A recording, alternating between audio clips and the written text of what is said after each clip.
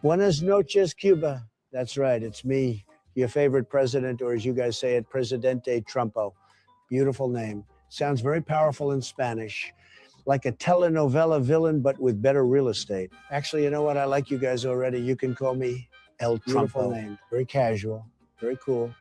That's a privilege, by the way. I don't let everybody do that. I let like 3 countries use nicknames, and 2 of them lost the privilege. You know who you are. Now, I just got off the phone with, actually, I didn't call anybody in Cuba because nobody in Cuba has a working phone. Very sad situation. The whole thing's a disaster. No oil, no power, no Wi-Fi, 11 million people just sitting in the dark. That's not a country. That's a haunted house with palm trees. You're living in an escape room, except nobody can escape because the boats don't work either. And I said to my people, what's going on with Cuba? They said, sir, they've been communists for like 60 years. 60 years. That's longer than all 3 of my marriages combined. And at least my marriages produced results. Beautiful children, tremendous genes. Meanwhile, Cuba's been married to communism for 6 decades, and all they got was a 57 Chevy that runs on prayer and a ration book that says good luck on every page. They call it a revolution, but I call it a going out of business sale that's lasted since 1959. Nobody's buying what they're selling, literally, because there's nothing on the shelves. You walk into a store in Havana, you know what they have? 2 cans of something. Nobody knows what's in the cans. Could be beans, could be some guava paste, could be another smaller can, quite frankly. I mean, it's like a nesting doll of disappointment. Now the leadership, the Castro guys. One's dead, the other one's basically dead. And whoever's in charge now, nobody even knows his name.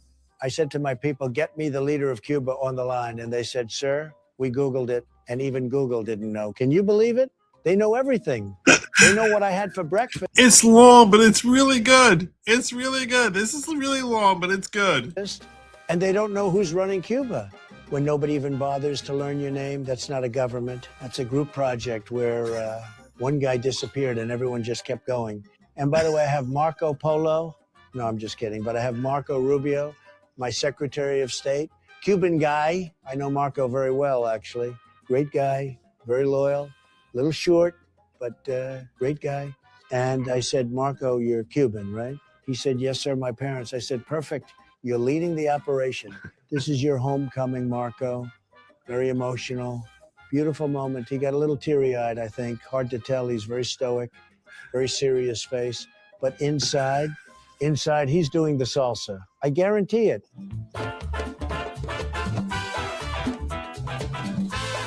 So we're going in, folks. We've got a Cuban in charge of the Cuba thing. That's called synergy. Very smart. Nobody thinks of this stuff but me, folks. Believe me. And don't even get me started on what they're drinking down there. They have this off-brand cola. I'm not going to say the name because it doesn't deserve the publicity, but apparently it tastes like somebody described Diet Coke to a guy who's never had Diet Coke. And that guy described it to another guy. And that guy made it in a bathtub. 3 generations removed from greatness. Unbelievable. It's the communism of beverages. So here's my plan, the best plan. Step 1, Marco goes in. Very quick. He speaks the language. He knows the vibe. Probably takes a lunch break. Actually, probably not. But step 2, Trump Tower, Havana. Gorgeous building, right on the water. The tallest thing on the island. You'll see it from Miami, probably. Step 3, we get them Wi-Fi so they can finally Google who's been running their country. Very important. And step 4, we rename it. I'm thinking South Florida too, or maybe Trumpa, like Tampa, but better. We're in negotiations, so we'll see. The good news is the Cuban people already love America. Half of them are already in Miami. They know how to order at Publix. They know how to complain about traffic on the Palmetto. They're ready. Now all we have to do is bring Miami to them. It's called reverse migration. Nobody's ever thought of it. I thought of it just now, actually. That's how fast my brain works. Bigger, better, stronger than ever before. And to the people of Cuba sitting in the dark right now, literally, El Trumpo is coming, Marco's coming, we're all coming, quite frankly. Biggest fiesta this hemisphere has ever seen. Mojitos, music, barbecue, and fireworks. Actually, Marco's going to do the salsa. He doesn't know that yet, but I already told the DJ Okay, Dios bendiga a Cuba. God bless America, and God bless you. Like I said, it's long, but it was really good. That was really funny. There was a lot of good lines in there. Good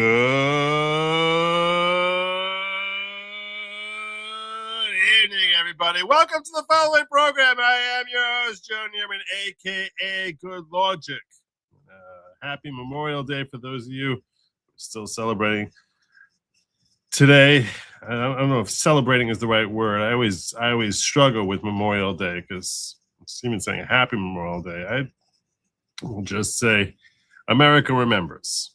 That's the most important thing. So those people who paid the ultimate sacrifice that we can enjoy the freedoms that we all too often, if not continuously, take for granted. So we certainly thank you for your service, and those of you who signed up and have served or are currently serving, we thank you for your service, and we remember that service and are forever in your debt. Even the ones of you who occasionally go off your rocker and start becoming crazy communists. You know, we should remember the good moments of what you've done. So that does happen, General Milley and Mark Kelly, and far too often, unfortunately. But most of them stay fairly based. Thank God for that. Thank God for that. Anyhow, tonight, my focus, I'm going to be spending a little time. I'm going to start off talking about Memorial Day and some of the services that were made in honor of today's very important day.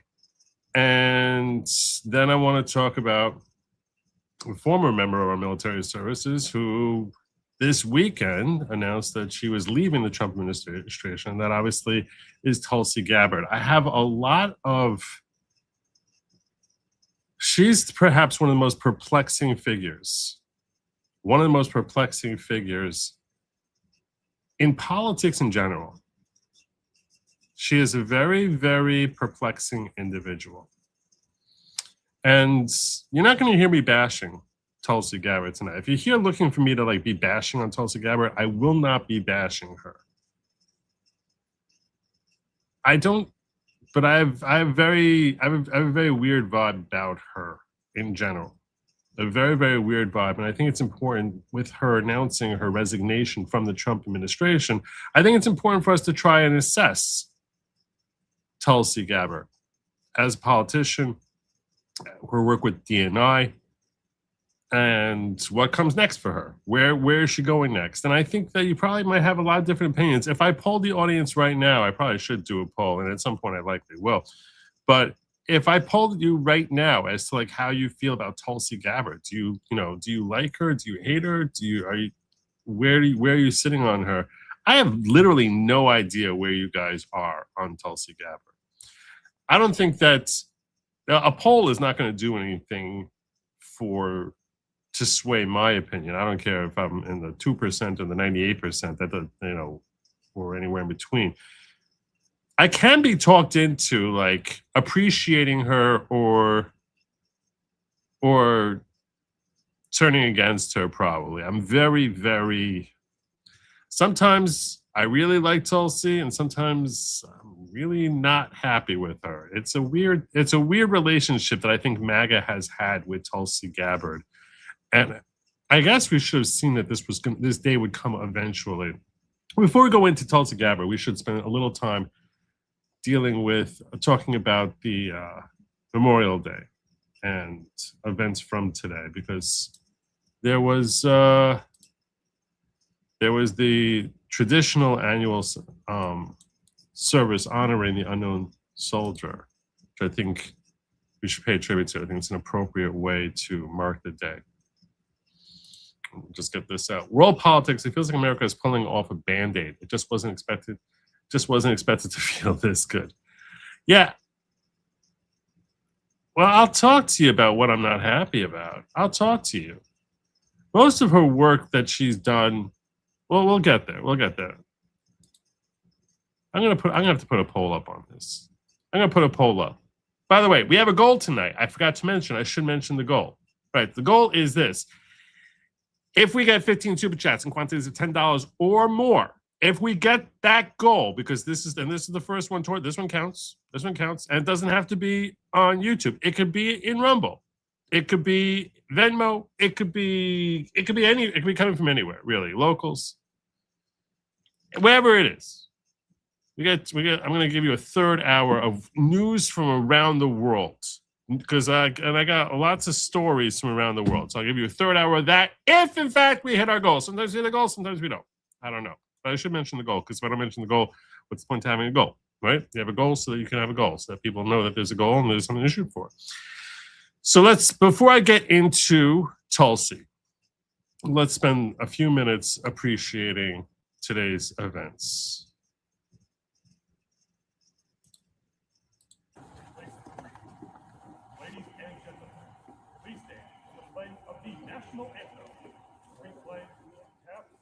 So this is President Trump, J.D. Vance, and Secretary of War Pete Hegseth attending the Tomb of the Unknown Soldier, where they have a beautiful ceremony, Memorial Day.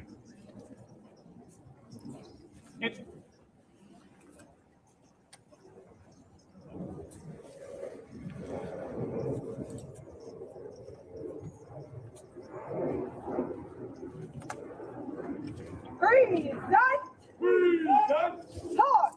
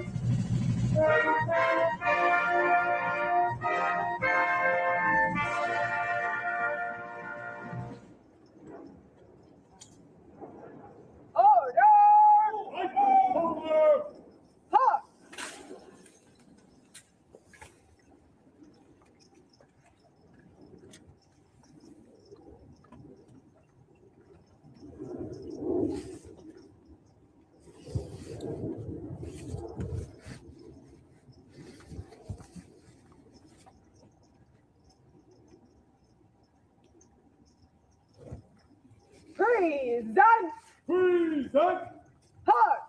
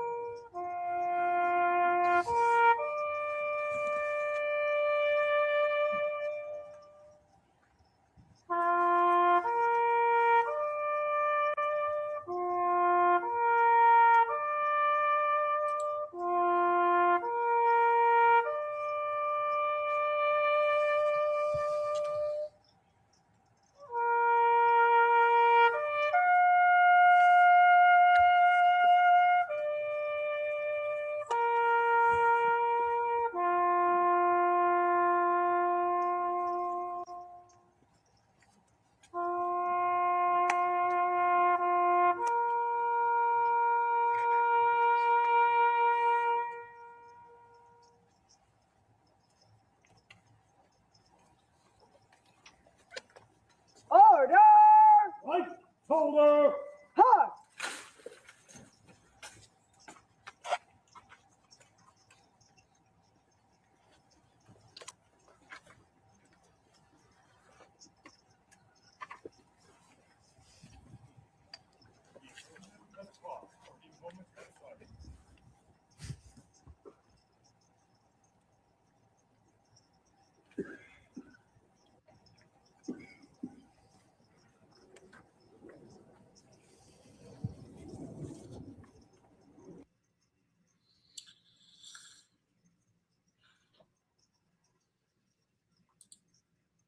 So, Master Debater saying, thanks for the most appropriate moral dimension on the internet, sir. I just was referring to is, I assume, I was referring to this. I just was like, I just wanted people to just take a moment. I was so sickened. I was so sickened by Jacob Fry and those people. And I was just like, I was about to make a post mocking the whole George Floyd thing. And I was like, it's really more appropriate to do the right thing and actually express my appreciation to those who served. So that's why it seems like no one saw it but you. It's not a post that was very popular, but that's okay. I wanted to just get this off my chest, which was I wrote out on this Memorial Day, take a moment to appreciate those who paid the ultimate price so we can enjoy our freedoms. Appreciate the blessing of living in the greatest country on earth under the greatest president in this country's history, which I believe is true. I think Trump is the greatest president we've ever had. No caveats. There's no except. I think that if you ask what a president's supposed to do, he does what we're supposed to do in ways that are just astonishing. But perhaps maybe that's why I didn't get as many likes, but I'm still gonna express myself on it. I'm gonna come back to your thought on this. Tulsi did was promised honorable mention RFK. Oh, we'll come there. Thank you. Thank you very much. My counter doesn't work again? Really? Well, I'll keep track. I don't know why it's not working. But you're right, it's not. Well, I'll keep track. I refreshed and it's still not working. That's frustrating. All right, well, but it's still up there. And I'll be on top of it. I'll be good about that. I forgot to make a chat thing. So I open up locals chat. J.H. Schwab will get mad at me otherwise. He'll come in here, start yelling, start cussing at me. He'll start cussing me. So, yeah, with respect to that, I think that's actually really good.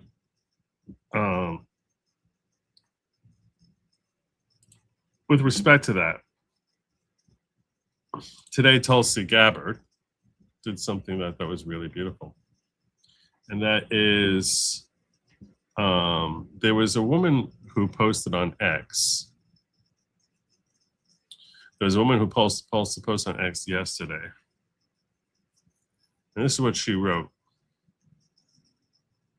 She said, this is probably a long shot, but if anybody happens to be in DC this weekend and plans on visiting Arlington, I would love to see a fresh photo of my husband's grave in Section 60.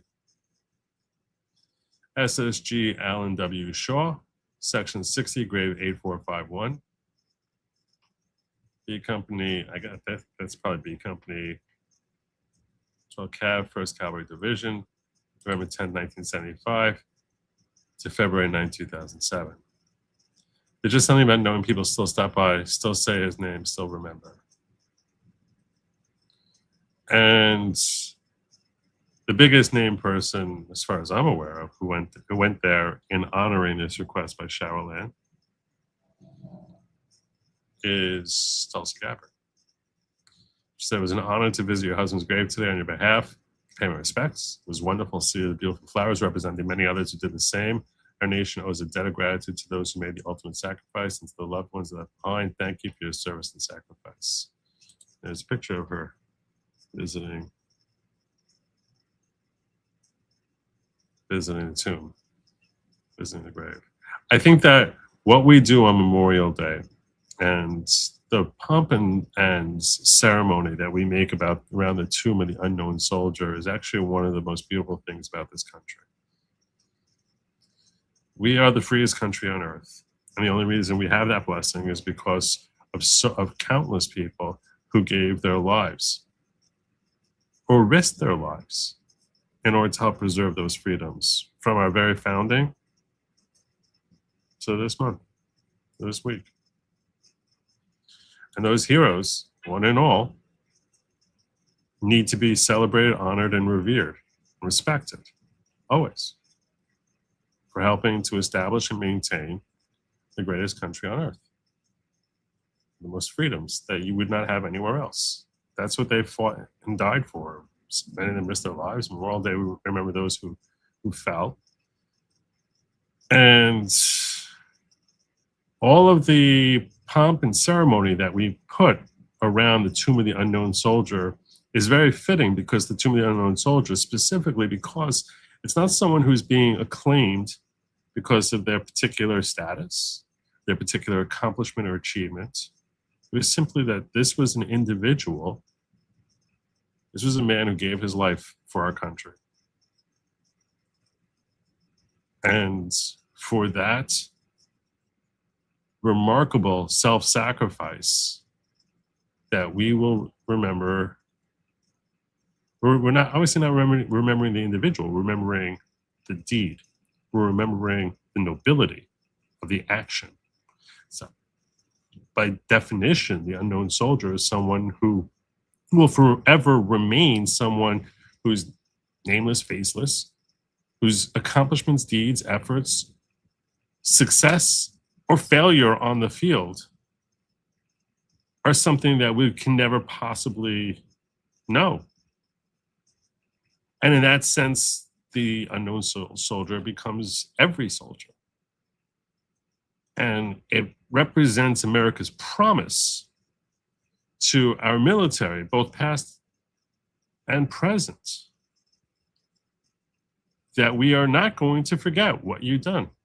We're not going to just take it for granted, and we're not going to shunt you to the side, but that we will forever feel that respect and debt that is owed to you, that cannot possibly be repaid. And it's not because of some particular unique element to what you did or who you are, but simply the nobility of offering up your existence and that self-sacrifice on behalf of countless Americans. So to you, we say thank you for always. So that's why I think it's a beautiful thing that Tulsi Gabbard basically saw some random individual woman who obviously, doesn't live near Arlington, probably hasn't seen the tomb in a while, and that she paid that respect like that. It's a very, very beautiful thing. It's a very, very beautiful thing to say, like, look, it doesn't really matter how you served. But, this is a way of showing appreciation. This is someone who's got 17,000 followers. She probably got half of those within the last 48 hours. It says 42,000 likes. It's a beautiful thing. Michelle Lamb responded, Tulsi, thank you, not just for taking time to visit Alan today, but for understanding the way of that sacrifice in a way few people ever truly will. You answered the call to serve his country just like he did. You know what it means to put on the uniform, to stand willing to give everything in defense of his nation. And that makes this gesture mean even more to our family. Seeing you standing there at his grave honestly brought me to tears. Thank you for honoring Alan, for saying his name, and for reminding me that there are still people in this country who have not forgotten the cost of freedom. It was a beautiful thing that Tulsi did. Really, really beautiful. Just remarkable. You can't deny it. The woman has tremendous class. And Cheryl Ann shared out this also, which was last night I made a simple request on X. I asked if anybody visiting Arlington National Cemetery for Memorial Day would stop by Alan's grave and leave a photo for our family. What happened next caught me off guard. By this afternoon, dozens of Americans from all walks of life had made the walk to Section 60 to visit SSG Allen W. Shaw. Veterans, families, complete strangers, people who had never met Allen but chose to honor him anyway. For one day on social media, people put aside the constant noise and negativity and came together for something bigger than themselves. My notifications filled with photos, kind messages, prayers, and stories from people honoring not just Allen, but so many of our fallen heroes. I don't think people fully understand what moments like this mean to Gold Star families. The fear is never just losing them, it's losing them slowly over time as the world moves on and fewer people remember their name.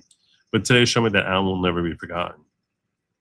After years of watching social media reward some of the worst parts of humanity, today gave me a reminder that the good is still out there too. Thank you to every single person who stopped by to visit Allen today, said his name, shared his story, took a moment to honor the fallen.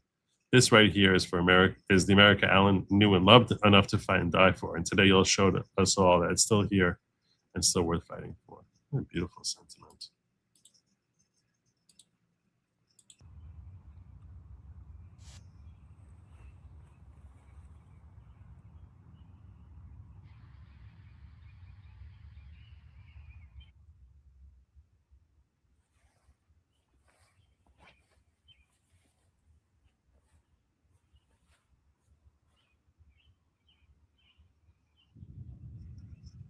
It's really,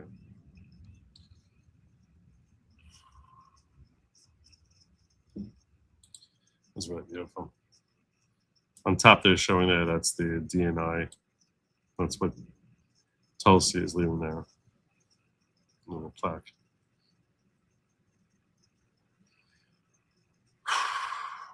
It's really beautiful. So I applaud Tulsi for going out there. And in a certain sense, almost making for today, like, you know, Alan Shaw, like the unknown soldier, like giving that, if someone could actually appreciate, you're changing someone's life. So the internet did a beautiful thing today, led by Tulsi Gabbard.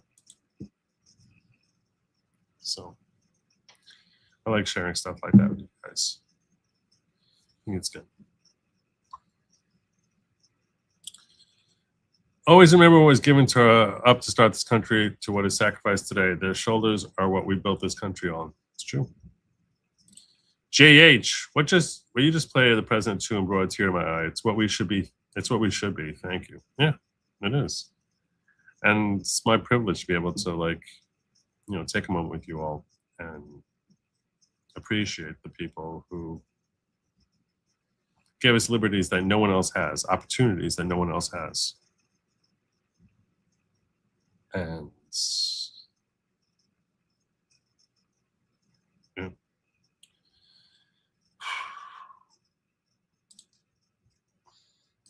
We should talk about Tulsi. So in case you missed the news, Tulsi Gabbard announced her resignation this weekend. It'll be effective June 30th. And this is the reason that she gave. This is what she wrote. I'm deeply grateful for the trust President Trump placed in me and for the opportunity to lead the Office Director of National Intelligence, Gov, for the last year and a half. Unfortunately, I must submit my resignation effective June 30th, 2026. My husband, Abraham, has recently been diagnosed with an extremely rare form of bone cancer. He faces major challenges in the coming weeks and months. At this time, I must step away from public service to be by his side and fully support him through this battle.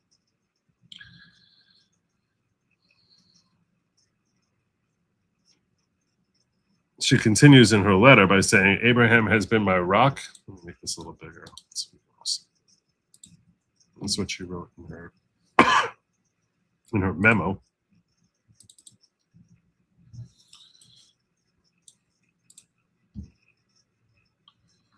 The first couple paragraphs are what she wrote on X. It continues, Abraham has been my rock through our 11 years of marriage, standing steadfast through my deployment to East Africa on a joint special operations mission, multiple political campaigns, and now my service in this role. His strength and love have sustained me through every challenge. I cannot in good conscience ask him to face this fight alone while I continue this demanding and time-consuming position. While we've made significant progress at the ODNI, advancing unprecedented transparency and restoring integrity to the intelligence community, I recognize there's still important work to be done.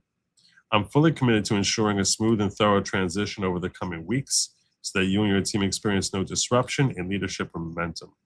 Thank you for your understanding during this deeply personal and difficult time for our family. I will remain forever grateful to you and to the American people for the profound honor of serving our nation as DNI.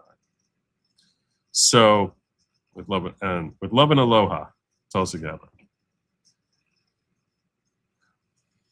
I'll say this for her. The woman has grace and class. Really remarkable. Grace and class.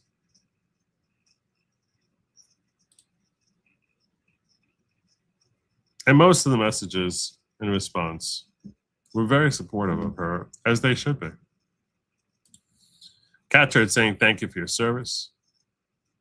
Country will miss you in your role. I wish your husband is a strong recovery. Even Alex Jones. This is like, so she's in a sense a little bit of a unifying force. Thanks for all you have done in defense of our nation, from Alex Jones, who's obviously turned recently against Trump. And these people are both very strongly pro-Trump. Sort of strongly pro-Trump. God bless you and your family, Director Gabbard. Your departure is a huge loss for our country. Patrick Henningsen is someone I've spoken with. I think he still follows me. Does he still follow me? He does still follow me. I've spoken with him a couple of times on Spaces. He got really deep into the woke, right? Tulsi, and he goes off on this whole thing, basically saying, "Were you forced out? Like, what? You know, what's your position on Israel?" And but considering the weight of your office, the gravity of the conflict the country is still engaged in, it's more than fair to ask, are you resigning in order to distance yourself from Trump administration to have an imminent and disastrous and violent U.S. military strike on Iran?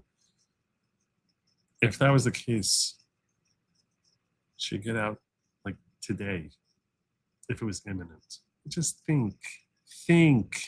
There's like no thinking going on here. There's no thinking going on. If I've seen so many posts like this from the Trump turncoats.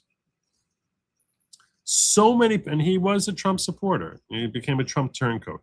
I've seen so many posts like this from the Trump turncoats and the TDS people. Cenk Uygur has something else like that. He was never a turncoat. He was just crazy, lunatic, liberal, progressive, whatever. But you know, where it's like, this is just telling you that bombing's coming. It's going to be an imminent strike. If that was the case, and I understand that Tulsi has been less vocally supportive of the Iran engagement than other members of his cabinet. It's definitely true. And you would think it's inconsistent, that this engagement is inconsistent with what her natural stance is. So I think that it's fair to surmise that she's probably, given what we know about her, I don't think it's an unreasonable conclusion to reach that she's not too thrilled with the whole Iran Operation Epic Fury, or whatever it's morphed into over the last several weeks. I think that's a fair conclusion. But if you think that the reason she's leaving now is because something is imminent, then she would just bolt, and that she's trying to distance herself. She would bolt today. She doesn't have to stay for another 5 weeks. Transitioning. Just be like, look, this emergency happened in our family. He needs me. I need to go. I really appreciate the honor and everything here. I got to go now. I'm going. But there's no thought that happens here. So when Cenk Uygur says, something's coming tomorrow, if something were to come the next day, 2 days, or over the next week, she's still in the role of DNI. She still would get the shellacking for it. There's very little coverage that she gets because she announced her resignation if she's still in the capacity of being the director of national intelligence. It doesn't make any sense. But these people are like, you know, he's like, I guess we'll know in the coming days or weeks. One certainly hopes not. Washington being what it is, it goes without saying the political fallout from this illegal war would seriously damage any presidential and vice presidential ambitions you have for 2028. And that's what we're going to be talking about soon. What comes next for Tulsi? These are all fair questions to ask, especially since you have to at no point indicated any opposition to America's undeclared illegal war of aggression against Iran waged on completely fake intelligence courtesy of Israel. I told you, he's got crazy Israel derangement syndrome. Duly noted. It's how insane are you to think that she would have any coverage at all, Patrick? She wouldn't have any coverage at all if this attack happens before June 30th. Nothing at all. Now, I guess if she were to leave and then say, I didn't like it, I didn't want us to do it, that's why I left, but that's it's like this it's just like I don't understand how stupid some of these people are. Doesn't make any sense.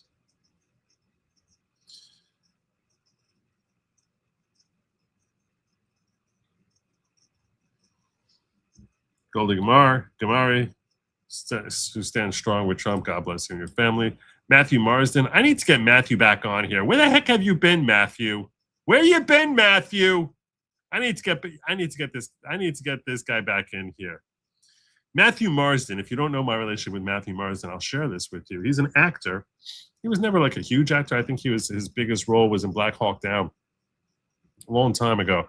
Got blacklisted because he was too MAGA.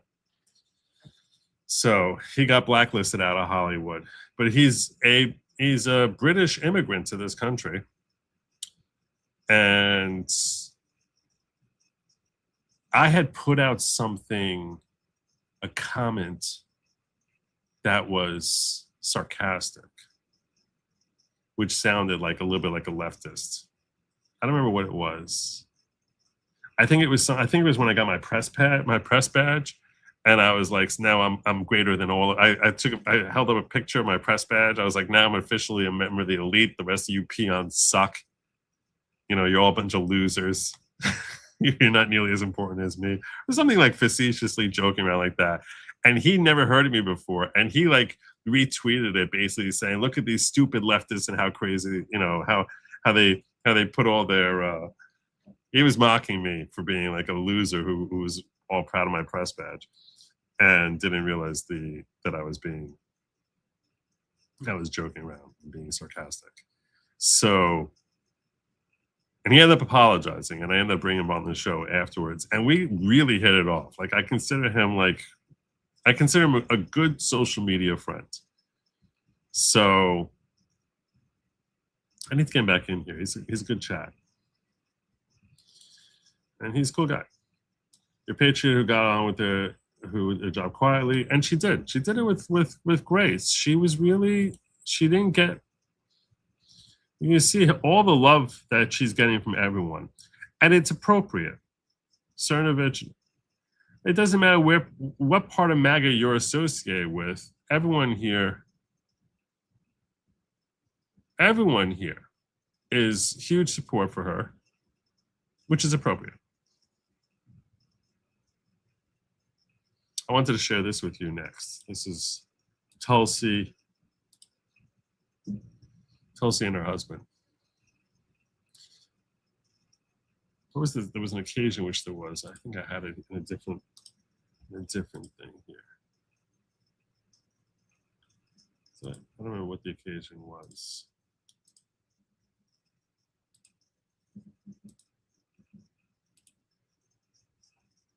I don't remember I think someone had died. Someone who was like a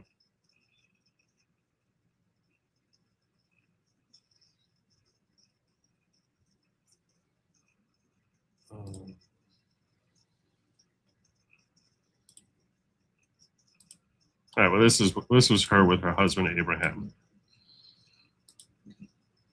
which is a beautiful moment. 1, 2, 1, 2, 3.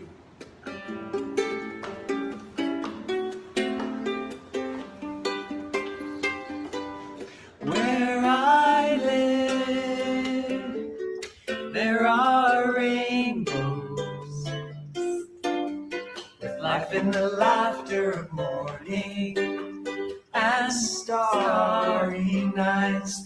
Where I live,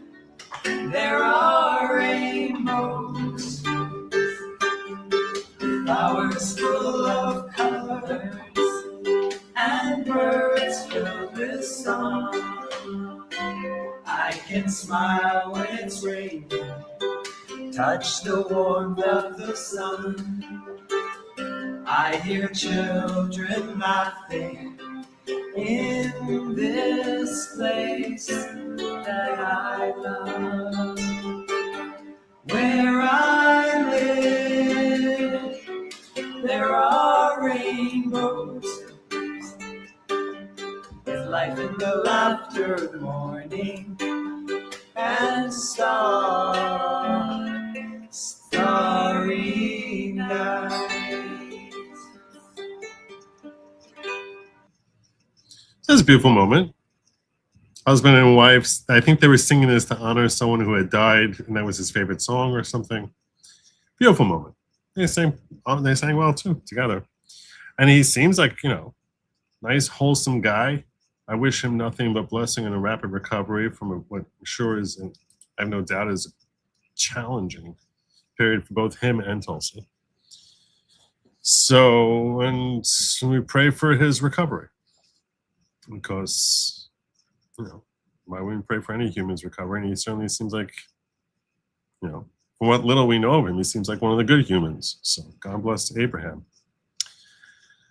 Now, that's what I got on the good side. I'll tell you one other thing that Tulsi Gabbard did, which she should always be appreciated for. What she did that we should always appreciate her for, and never forget this, because I think it's important to remember the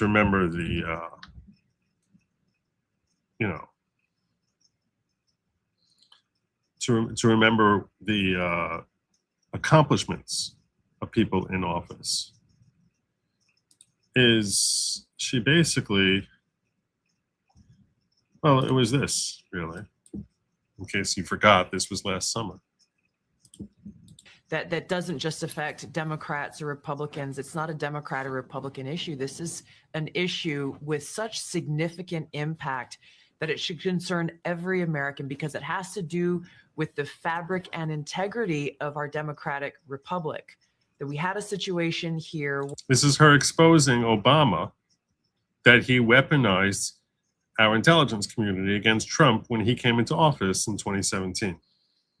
Where in the months leading up to the 2016 election, the intelligence community assessed, and this is what the documents detail, the intelligence community assessed essentially Russia doesn't have the tools, the capability, or the intent to try to change the outcome of the US presidential election. Donald Trump pulls off a historic victory against Hillary Clinton in November of 2016. Even in the days after that election, the intelligence community continued their consistent assessment that reflected the same thing in the months leading up to the election. All of a sudden, in the early days of December, there was a president's daily brief that was drafted. This is put together by the different elements of the intelligence community that reflected that same assessment. Russia did not try to hack the election, in essence. That PDB, that document, was pulled hours before it was supposed to be published for the president to see that following morning. For the president-elect, Trump, to see. So, which is, she didn't articulate that here, but that's what it became clear later on, is that she's saying the president-elect sees the incoming briefings because he needs to be kept aware of, how things are developing as part of their transition. They pull that out. So Obama knew about it. It's not that Obama didn't know about it, or not. Obama knew about it completely. It was almost certainly at his direction that it was pulled out. Specifically said Trump would not have access to that and would not be able to wave that at the media that, hey, our intelligence community has assessed that Russia did not have the intent to try and disrupt the 2016 election. That's what Obama did.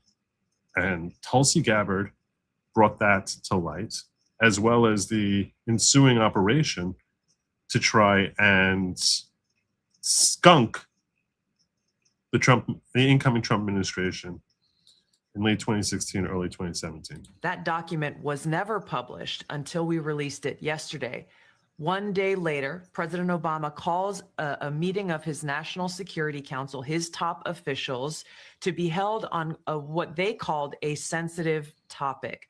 And the results of that meeting, which we released yesterday, and these over 100 documents that talk about in detail how President Obama and his team, he directed a manufactured piece of intelligence that detailed not if, but how Russia tried to influence the outcome. And Tulsi bringing this to our attention, exposing the complete duplicity of this scummy president, is something that America owes her a debt for. We do. Now, if I were Tulsi Gabbard, I had done what Tulsi Gabbard did back in July of last year, and we're 10 months later now, and nothing has happened from the DOJ yet. Personally, I'd be a little frustrated. I'd be more than a little frustrated. I'd say, what the hell's going on? Yet, I understand you might be intimidated to go after Obama, which, if that's the case, shame on you. But you don't go after Brendan? You don't have to go Clapper, Comey, all the people who were part of this coup to try and overthrow the president as an ongoing conspiracy? What the hell is wrong with you? What are you doing? This is what every American wants. Every person who voted for Trump, this is what we want. The evidence is there staring you in plain sight. You can't figure out how to bring this and make out a cogent case? What's wrong with you? What the hell's wrong with you? So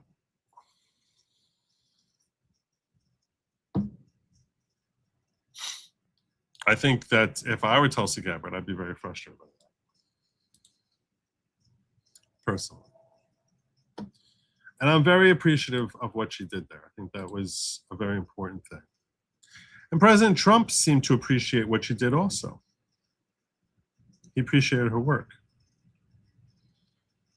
What he wrote was, in his True Social post, was, unfortunately, having done a great job, Tulsi Gabbard will be leaving the administration on June 30th. Her wonderful husband, Abraham, has been recently diagnosed with a rare form of bone cancer, and she rightfully wants to be with him, bring him back to good health as they currently fight a tough battle together. I have no doubt he will soon be better than ever. Tulsi has done an incredible job, and we will miss her.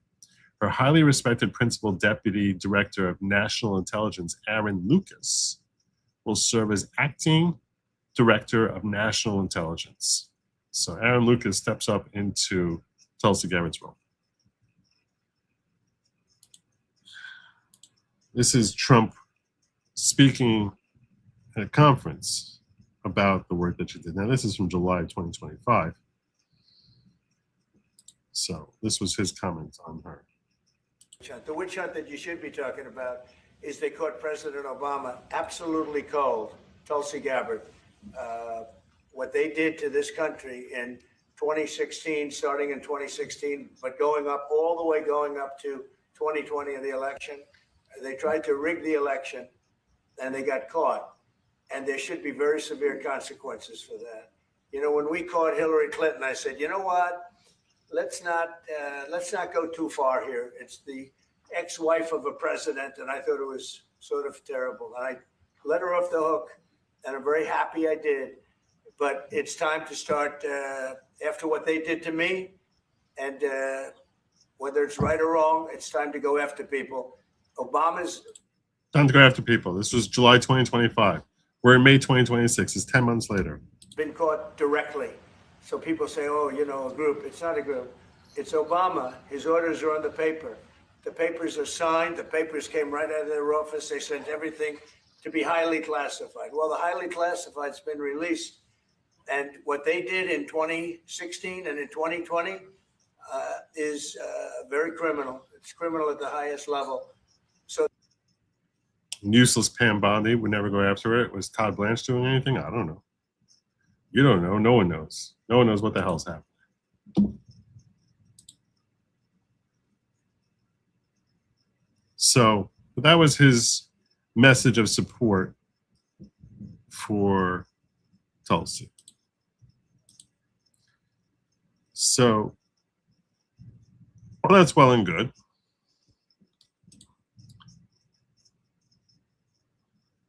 But it's time to focus on the other side of the equation. So we can have like a fully balanced out perspective here on Tulsi. And I'll start with J.H. Schwalbeck saying Tulsi is running for president in 2028. She's a true Democrat, old school Democrat like Featherman. And I think it means Fetterman. And it scares me that the Democrat Party could control the agenda if she gets in. I'm never mad at you. I never thought you were mad. Why would I think you're mad at me? So, yeah, that's, I think, true. I think that's a reasonable assessment, that she is an old school Democrat. A lot of old school Democrats signed on with Trump when he was looking to run, and she became supportive of him. And I think that she's also a very, very skilled politician. I think she's a very skilled politician. So I think that she's very good at making what most people find to be unpalatable sound palatable. I'm not saying this as a criticism. What I just said there is not a criticism. It's an observation. That can be used to manipulate people. It can be used to be diplomatic. It can be used to help get consensus. It's a skill where she is very adept at being a skilled politician. The Democratic Party wanted her career over and done with. But she does not go silently. She does not go quietly. And she presents positions that she's so cross-cultural in her take on things that there's a little bit of something for everyone without her being necessarily what it's almost like the antithesis of Hillary Clinton. Hillary Clinton is someone who was continually flip-flopping. People are against gay marriage, I'm against gay marriage. People are for gay marriage, I'm for gay marriage. People are for the Iraq war, I'm for the Iraq war. People are against the Iraq war, I always hated the Iraq war. She was just continually flip-flopping depending on what the polls were telling her. That's the opposite of Tulsi Gabbard. Tulsi Gabbard seems to stay fairly consistent for the most part. Not always, but for the most part. Where it's like, but her consistent position is something that, like where she is on gun laws, where she is on abortion, I'm not sure. It's sort of like, but then like, you know, she tends to be promoting peace, so most people like that, you know. And she says it, you know, with a pretty smile and seeming like she's, you know, very sincere and intelligent, very intelligent. So I think that she seems to be pretty competent.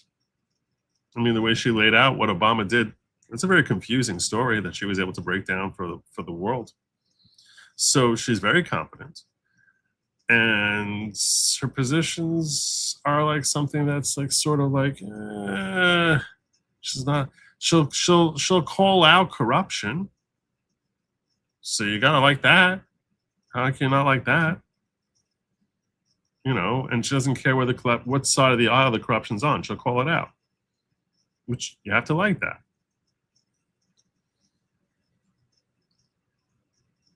But some of her positions, I'm not really sure I'm on the same page that she's at. Which makes her interesting. And also, like I said, it's the opposite of Hillary, because instead of flip-flopping, she'll flip-flop what party she's with. She was with Democrats, then Independent, then Republican. And she'll happily change her alignment there to what's politically expedient. But I think her views tend to stay relatively consistent, if that makes sense. So that's why now, and I mentioned that she was competent. So in order to be fair, I should share with you people who are claiming that her competence should be questioned. And I do think it's very possible she wants to run for president, if not in 2028, in 2032. I can very much envision AOC versus Tulsi Gabbard in a race. Great choice for job. Leaving is loss for USA. She's amazing. Wish her and the husband and hubby the best. I think a lot of people feel that way. Like I said, she carries herself with grace and class, which makes her appealing. Can't deny it. You know, and a warm smile coming from a former Miss Hawaiian Tropic who's a veteran of, you know, how many tours? How many tours? So there's a lot there to make her, you know, very appealing to the American voter. There's a lot of her resume to make her very appealing to the American voter. And, you know, if you ask me if she ever became president, would that be the end of the world? No. Do I think it should be great? No. Do I think it should be a disaster? No. We could do worse. We could do better. So, like, I don't feel a deep love for Tulsi Gabbard, the politician, or a deep hatred for Tulsi, the politician. I think she's a skilled politician. But I want to get to what her questions about her competence, so that we can sort of weigh in and get like some feel for that. She wouldn't stay the end of June, and they wouldn't let her if she was quitting or being pushed out. Cancer is an evil thing. He needs her. So Kimmy here, who, if you're unaware, is a cancer survivor herself, she certainly knows firsthand the challenges of dealing with cancer, is saying she thinks this is legit. This is like, you know, this is just what happens, and her husband needs her. And when you're director of national intelligence, you don't have probably much of a family life. That's logic would dictate that director of national intelligence sounds like a job that's going to eat up 150 of your 168 hours of life per week. So it wouldn't be surprising if, in fact, you know, she's like, look, I need to give way too many hours to my husband now that I could not do this job effectively, and that's why I'm stepping down. It's very possible. A lot of people are cynical about that. Tulsi sent all the evidence to DOJ. They dropped the ball. She's effective. I think it's possible what you're saying is true. I think that, like I said, if I were Tulsi, I would be very frustrated with Trump's DOJ. I'd be like, what the hell's going on? I agree with you. It seems like she gave all the evidence, as far as we know, she gave all the evidence to the DOJ, and the DOJ has done Zippo with it. Or at least there's no evidence they've done anything with it.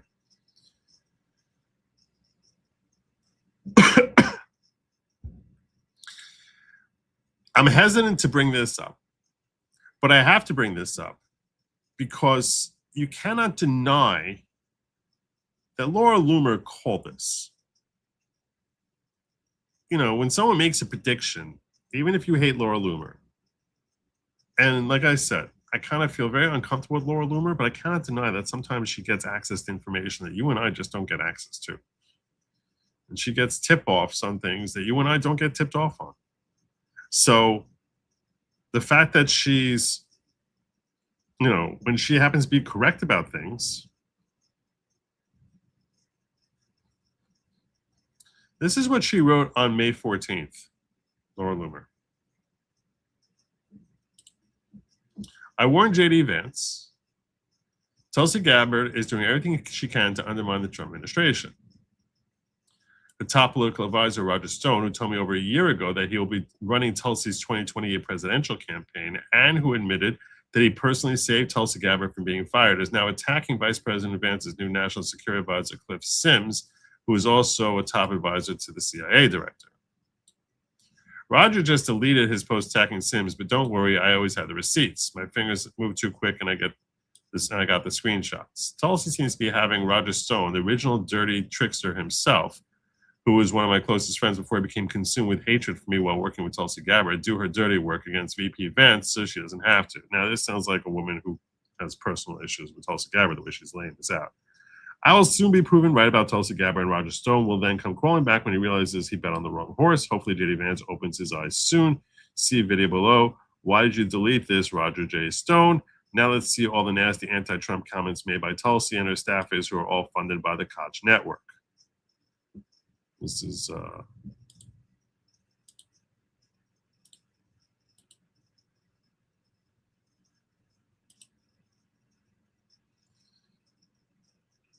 Roger Stone says, this the Cliff Sims you think so highly of.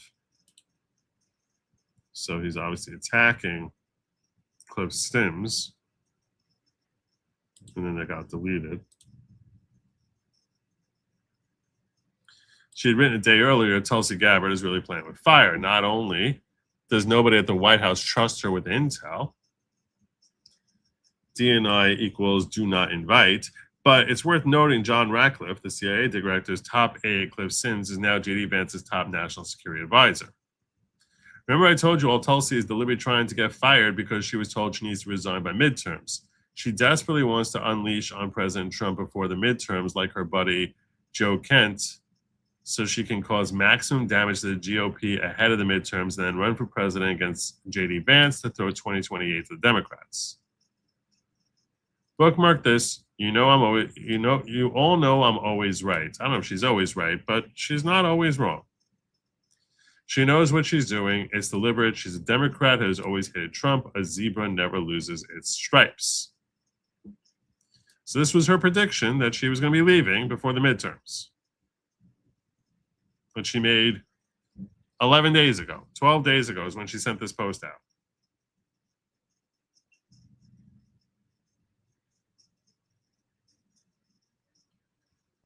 Brendan Dilley corroborating, correct her peers don't like her, don't trust or like her.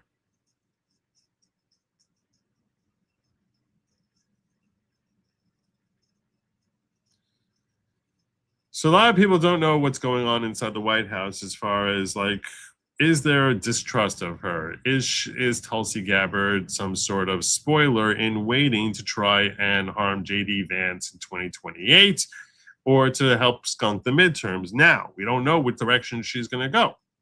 Now that she's a free agent, she could do what Joe Kent did, which is basically sit there trying to kibosh MAGA and skunk the midterms. Definitely is possible. You can't rule that out. I wouldn't be remotely surprised if something like that happens, especially if she's been grousing about the operations in Iran and she's not happy about that, which I don't know that she's not happy about it, but her deep affinity for peace at all costs, which has been her MO for many years now, would lead one to conclude it's very likely she's not too thrilled with the operations in Iran. I mean, that's just common sense. She's been quiet about it, which is part of her fulfilling her duty as Director of National Intelligence. It's not like we haven't heard a great deal of support for the operations. So I think if she was quiet about it, that's a sign of professionalism. If she's against it and she's the Director of National Intelligence and she remains silent about her personal convictions against Iran operations, that's being a professional. That's saying, like, look, if she feels I totally disagree with everything that's happening in Iran, but I'm a Director of National Intelligence, so I'm not going to say a word. That's being professional, right? You can't complain about that. And now she's a free agent. If she says anything before she leaves on June 30th, I think that would hurt her credibility. I would be surprised if she does, because one thing we've seen from her is in this capacity, she does seem to be a sufficient team player that she's not going to bash while she's there. What she does on July 1st or after Independence Day, I don't know. I don't know what she's going to do. No one knows what she's going to do. It is interesting that she's stepping down right before July 4th. You know, she'll have to a week later to be part of the July 4th festivities. But she is leaving before that. So if you want to read anything into the timing of when she's leaving, could read something into that, I guess. I don't know. But I got more.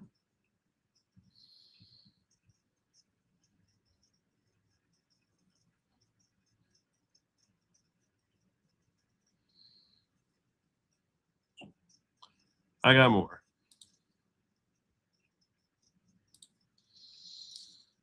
More from Laura Loomer and from others. I got one more Laura Loomer here. This was her yesterday. I broke the news months ago. The Director of National Intelligence, Tulsi Gabbard, would resign after turning her office into a breeding ground for leaks that consistently compromised and undermined our national security. I don't know when she first said it. I wasn't scrolling through Laura Loomer posts. I know she certainly called it at least 10 days ago. So, but she's saying she broke the news months ago.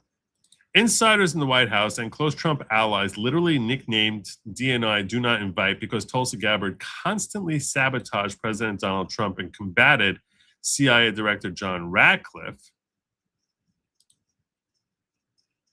while her office ran cover for Islamists who use bot networks online to aid Islamic adversaries while demonizing our ally Israel. She packed her department with anti-Semitic leakers like Joe Kent, who spent their days hyper-fixated on Israel and watching podcasts and leaking to Tucker Carlson instead of locking down and breaking up jihadi terror cells inside America. It's unforgivable behavior. Our commander-in-chief deserves an intelligence community he can actually trust. Good riddance. Here's her little. I've been telling you for months now. Her voice is like just chalk. It's just like fingernails on chalkboard. Oh, that ODNI director, Tulsi Gabbard, director of national intelligence, was going to resign before the midterms. And well, that's what happened today. This morning, before anybody broke the news, I broke the news because, well, when you follow me, you get the story before the mainstream media, sometimes several days, sometimes several weeks, sometimes several months, and sometimes even a year before you get it from the mainstream media. And I've been telling you for a while that there's been contention between Tulsi Gabbard and the Trump administration. DNI stands for Do Not Invite, given the fact that you really honestly can't trust the director of national intelligence, in this case, Tulsi Gabbard, because, well, she's constantly at odds with the CIA director, John Ratcliffe.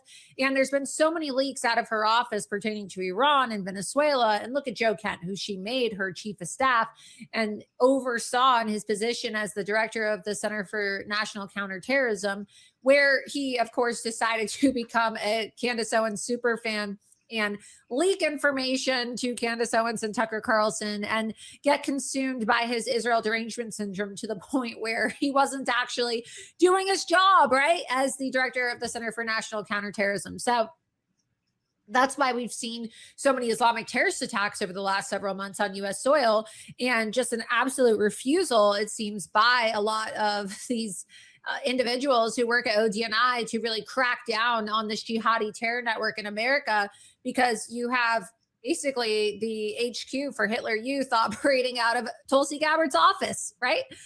That's a little bit hyperbolic.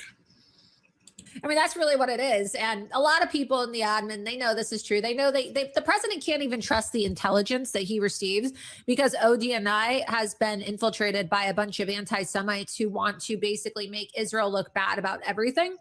And so, you know, Tulsi Gabbard doesn't get invited anywhere. This is why Tulsi Gabbard isn't invited to any of the meetings anymore. And they joke about it. They say, do not invite. That's what DNI stands for, because you cannot trust this woman. I mean, she has an office full of leakers and an office full of people who undermine the president. And I'll say this, you know, even if she's not, was Joe Kent directly underneath her? Was that his role? I think he might have reported to her. Did she hire Joe Kent? I want to ask about that. Was she responsible for having Joe Kent in that position? And on his strategy as it pertains to Iran and Cuba. I want to find out from Grok about that.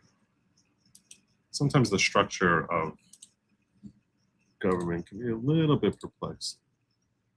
Just confirm that she's accurate about that. She probably is accurate, but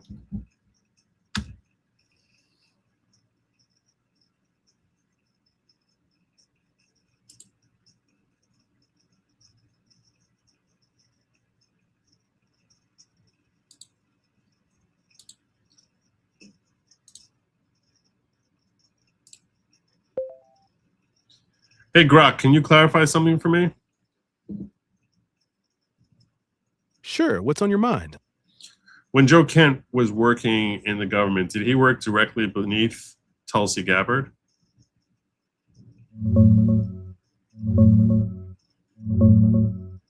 Yes, he did. Joe Kent served as Tulsi Gabbard's chief of staff at the Office of the Director of National Intelligence before becoming director of the National Counterterrorism Center, which reports directly to the DNI. So in both roles, he worked under her. Was she the one responsible for hiring him?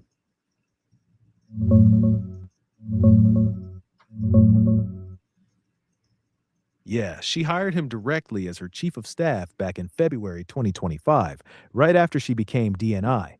He later moved to the NCTC role under her, but she brought him on board herself.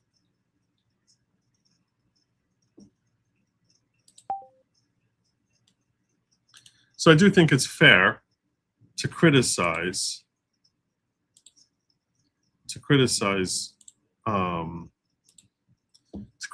Tulsi for Joe Kent. I mean, I think that's a fair critique.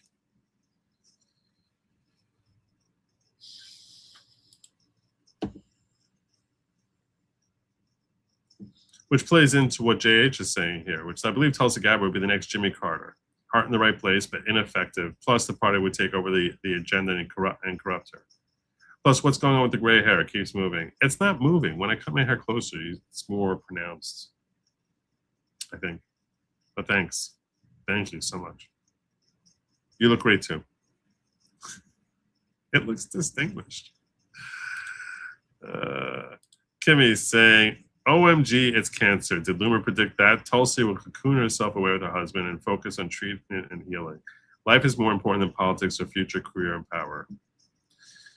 You may be right, Kimmy. You might be right. We're not going to know until July, August, right? We're not going to know until we see how she is during election season in October. We don't know. Right? I mean, we don't know. It could be that she felt like she was being shunted out. It's very possible. You're correct. But neither you nor I know what life is like behind closed doors for Tulsi Gabbard. So what I'm saying is, I can admit I don't know. I'm not trying to upset you here. I understand that cancer of in a spouse is a very, very serious thing. I get it. I'm simply saying, abandoning the role first, and well, you'll hear from other people also. Forget about Laura Loomer. We'll hear from other people shortly. I'll finish this clip from Laura Loomer. There's only another 40 seconds left. And then, well, you'll see other people who have similar cynicism. Cuba, Venezuela, you name it. They're against Trump. So look, she had Tucker Carlson's former producer working as her communications director, right? We could go on and on and on and on. She brought Dan Caldwell back after Dan Caldwell was fired from the Department of War, accused of leaking. And allegedly, right, I heard a story allegedly that Dan Caldwell said that he wanted to fucking kill you, Pete. I'm gonna fucking kill you, Pete Hegseth. Fuck you, Pete. Fuck you. I mean, there's this whole thing. I'm surprised that the media really hasn't even dug in more, but apparently Dan Caldwell had some total mental breakdown and allegedly started screaming about how he wanted to murder Pete Hegseth and kill Pete Hegseth when he was fired from the Department of War. So you do have to start saying, like, when someone is leaking to Candace Owens and you're bringing him around as your, top advisor, if you're not willfully compliant, you're not willfully complicit, there's a certain question about your hiring competence. And I understand that, Donald Trump himself we can have questions about his hiring competence, but he has other things that he's bringing to the table. Tulsi is, like I said, you're not going to hear me bashing Tulsi, but I'm very mixed bag on her. I'm like, she's, she has some great moments. She does. And I appreciate the great moments.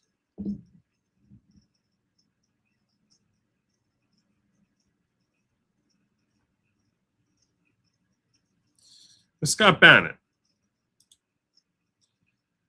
Bannon saying, the great Tulsi Gabbard, let's be blunt, got fired. Her husband's horrible cancer. They're very close and very special people, and everybody has prayers for them, but Tulsi was on borrowed time. This is Radcliffe, CIA, Mossad. This is hostile takeover of the DNI. So this is, it's always Mossad. It's always Israel. It's always Israel. The great Tulsi Gabbard has been, let's be blunt, she got fired. I know her husband's horrible about his cancer.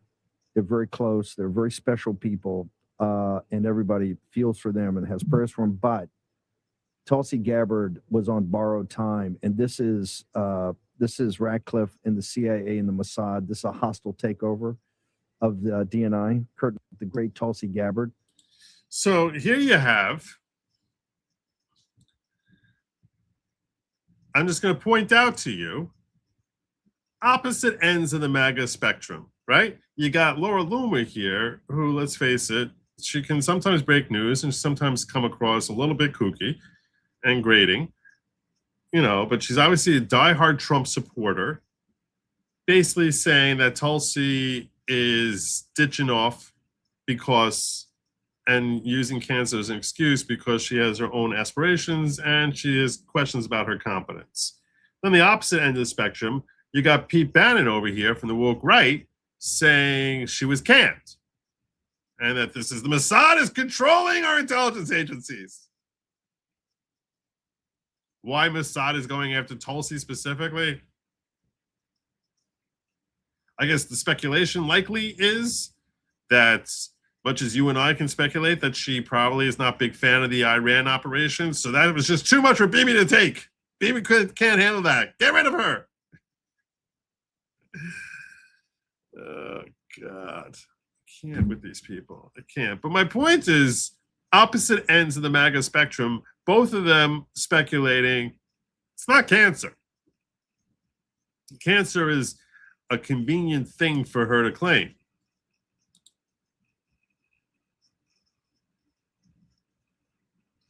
Here's more from Laura Loomer. Imagine being so blind to what a horrible pick Tulsi Gabbard was for ODNI. Since her husband has cancer, she should not waste any time. I think she should leave now. Why wait till June 30th? And if it is cancer, you can ask, why is she waiting till June 30th? That's a long time. That's 5 weeks away. You don't think he's going for serious treatments during that time? I don't understand what benefit the admin is getting from keeping a woman who protects leakers around for another month. What are we doing here? Just leave now. She keeps a post of her from 2019 where Tulsi Gabbard, basically another example, Trump and Netanyahu putting their own political interests ahead of the interests of our respective countries.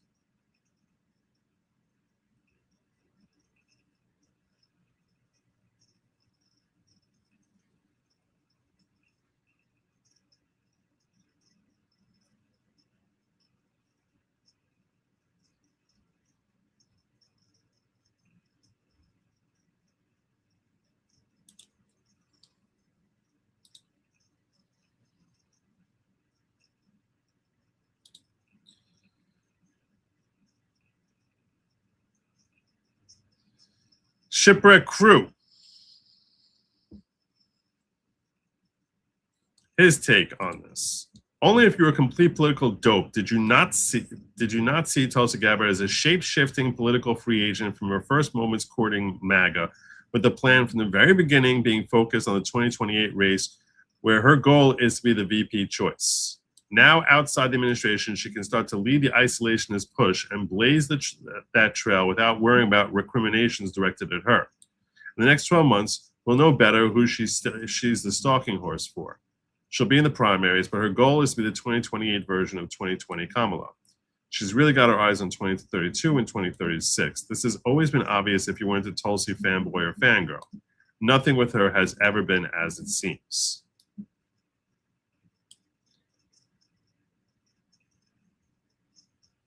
So, what to make out of this?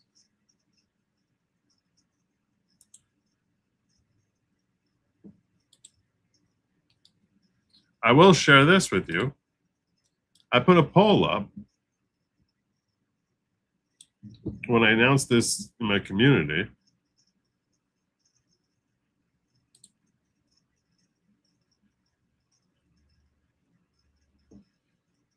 And I usually put a little joke choice at the end, just for people who kind of want to see the poll. But what I put up here was choice of I Heart Tulsi, glad she's gone, mixed feelings, probably for the best that Tulsi's out, and then feels like Joe has been gone for 6 months. And most of them were I Heart Tulsi. 62% of you were I Heart Tulsi.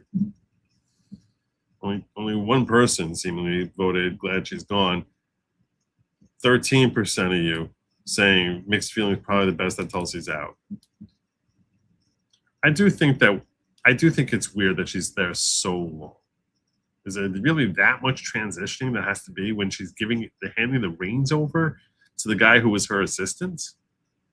There's really 5 weeks worth of stuff to hand stuff over to Lucas, who's the assistant director of national intelligence. And you need 5 weeks of transition from Tulsi. She's been there for all of 14 months. You need to have an extra.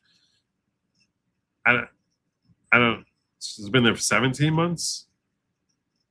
And you need an extra 6 weeks to try and 5 weeks to turn everything over to the guy who's your assistant. I don't understand that. When her husband is going for all these different treatments, why would you need 5 weeks? That seems like a very long time. Tell me 2 weeks, I'd be like, okay. 5 weeks? 5 weeks?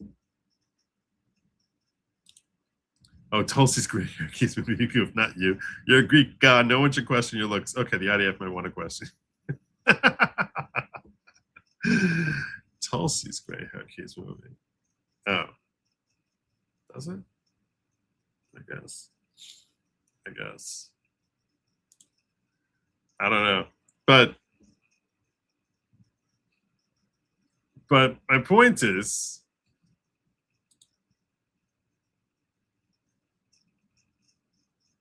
Benny says Tulsi did was promised honorable mention RFK. Okay. I think Joe Kent is something that's it's not a good moment for her. Let's just leave it at that. Joe Kent is not a good moment for her.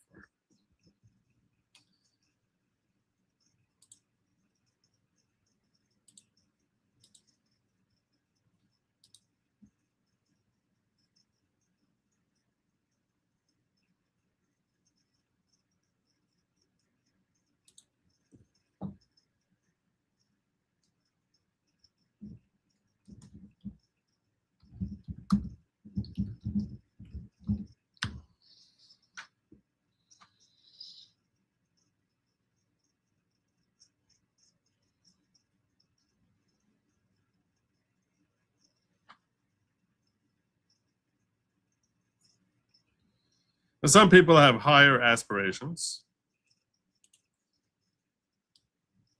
Santa Trump saying Tulsi resigns, but all her efforts and investigations will come to light before she leaves office. Really? Really?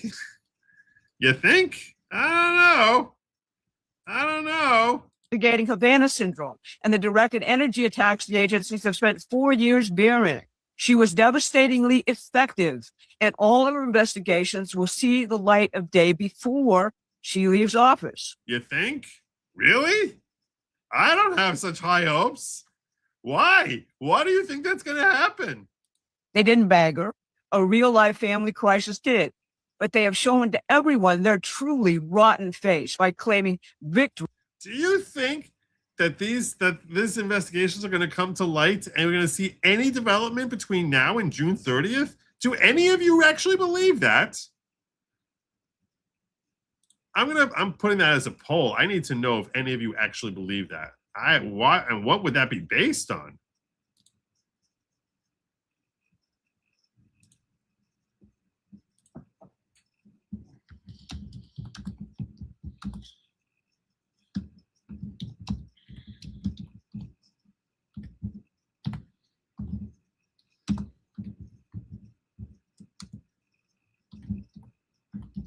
What did she say exactly? I want to get. She was devastatingly effective, and all of her investigations will see the light of day before she leaves office.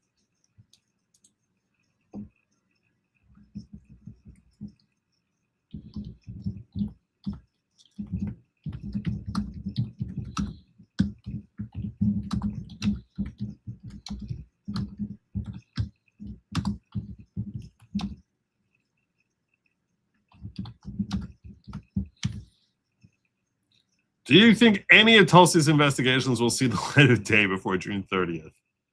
Yes or no? That's the poll. They didn't bag her. A real-life family crisis did.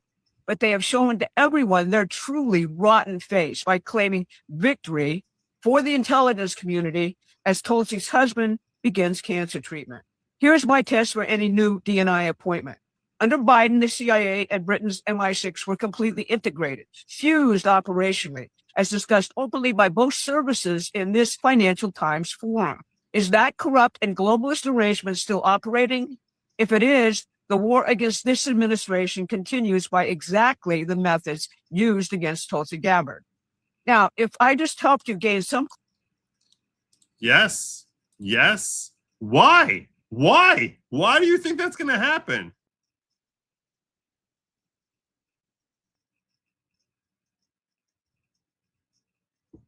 Rumbles down.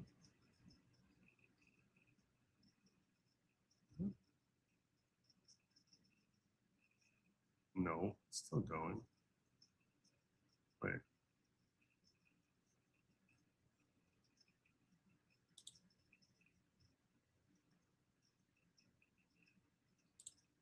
Tulsi has the entire Demunist party to bring down. I don't know what you're talking about, Greg.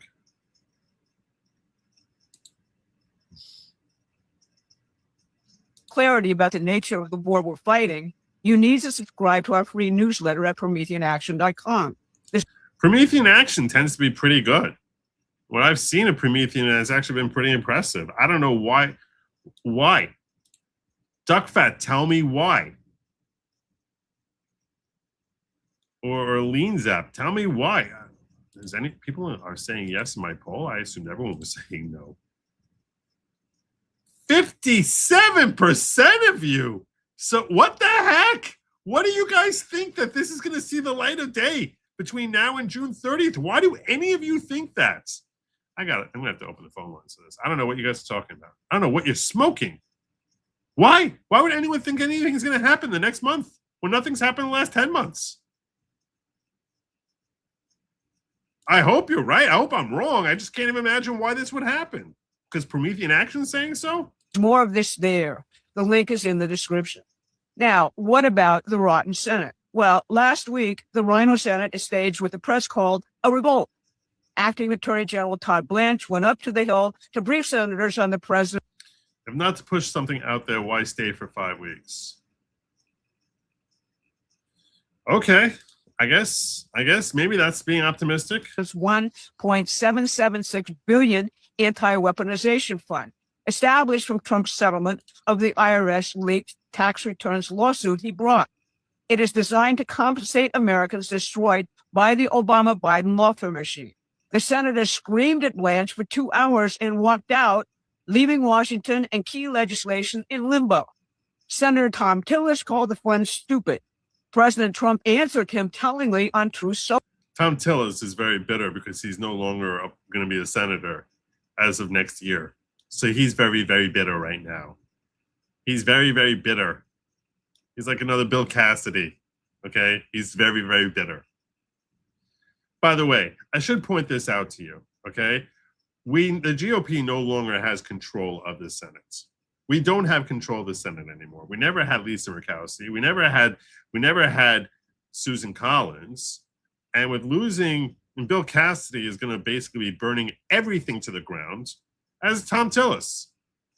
So yeah, we don't have a Senate anymore. We have basically a do-nothing Senate. Now, you might say we had a do-nothing Senate ever since, a couple months ago when they basically decided to torch the Save America Act.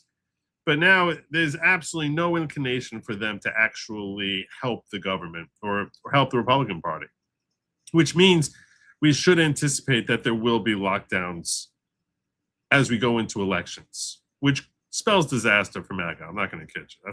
That spells potential disaster. They have the opportunity to really burn the house down. Social. Now he can have all the fun he wants for a few months with some of his rhino friends screwing the Republican Party. In the end, it will only get bigger and better. I know what the Lyndon LaRouche movement is. What is the Lyndon LaRouche movement?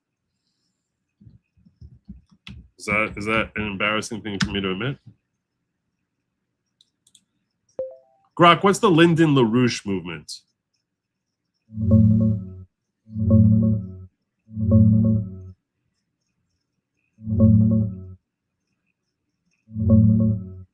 It's a political network built around Lyndon LaRouche, a guy who started on the far left in the 1960s and drifted hard into conspiracy theories and far-right ideas by the 70s.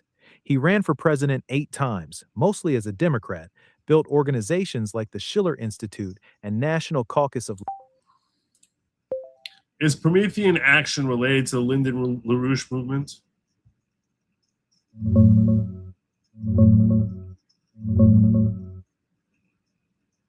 Yes, very directly. Promethean Action was founded in 2024 by longtime LaRouche collaborators. Many worked with him for 50 years.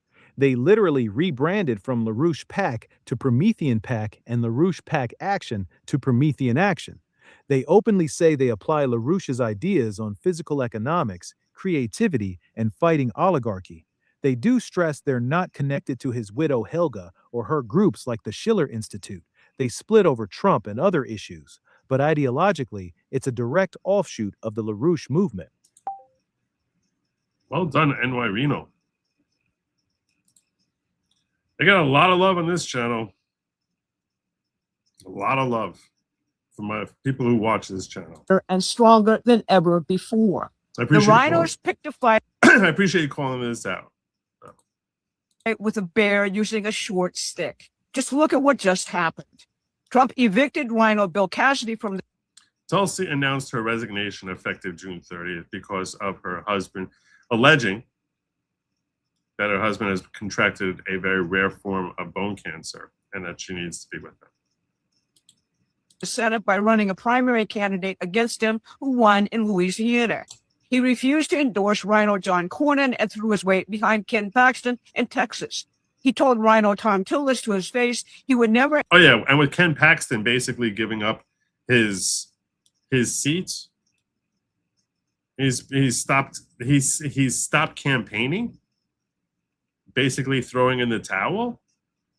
So that's another Republican vote that we've lost in the Senate, because we should expect him to go scorched earth too. Endorse him again until Tillis quit rather than face a Trump primary.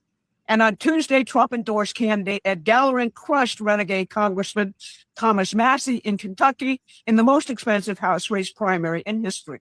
The president just proved he still holds the MAGA base despite every psyop and every fake poll thrown at him.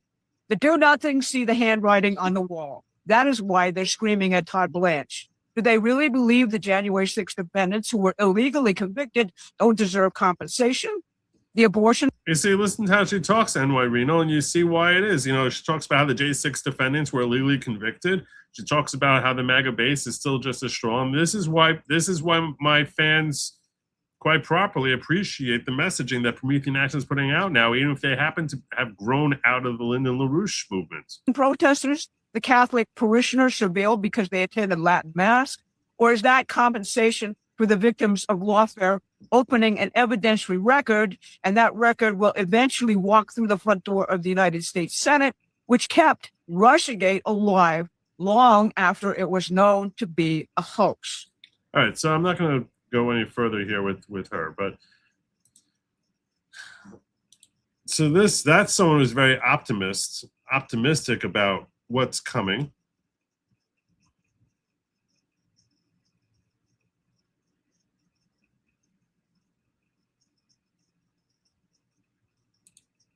All right.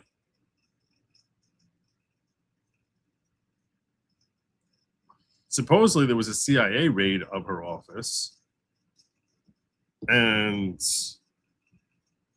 where does that play into this entire situation with Tulsi Gabbard?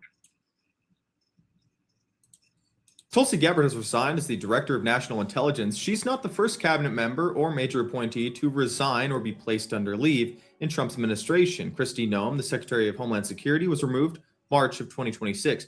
Pam Bondi, the Attorney General, was removed after just 2 months. All the women.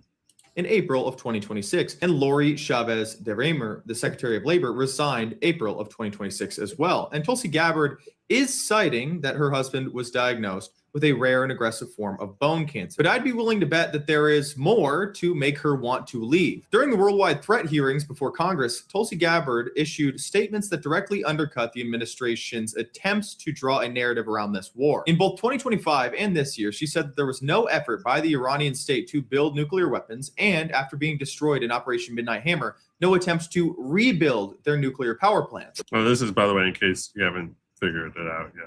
This guy, I'm pretty sure, is one of the Trump turncoats. Trump openly dismissed Gabbard's findings and went with John Ratcliffe, the CIA director's findings, and claimed, of course, Iran is building nuclear weapons that imminently threaten us. This problem became even more pronounced when Joe Kent resigned. Tulsi Gabbard has traditionally opposed regime change wars and wars in the Middle East. She spoke out about the 2003 Iraq War. Laura Loomer, who communicates with Donald Trump, said at the same time Joe Kent was resigning that, of course, Tulsi Gabbard would be next because she's not willing to purge anti-war skeptics within the intelligence community. It seems that we are going to restart our conflict with Iran. I'll have more updates on this going forward. Everyone's got all these theories that means we're restarting a war with Iran, but the reality is, like I said, if she's still in the role, people think that if she thinks she's going to get a pass from the public because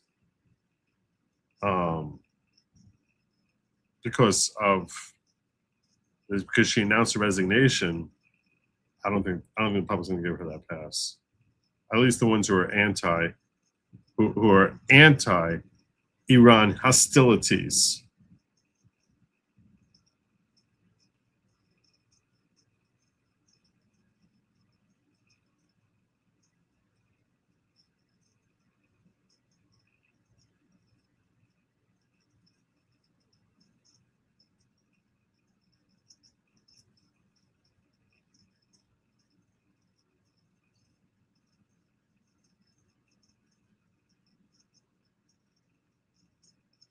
Meanwhile,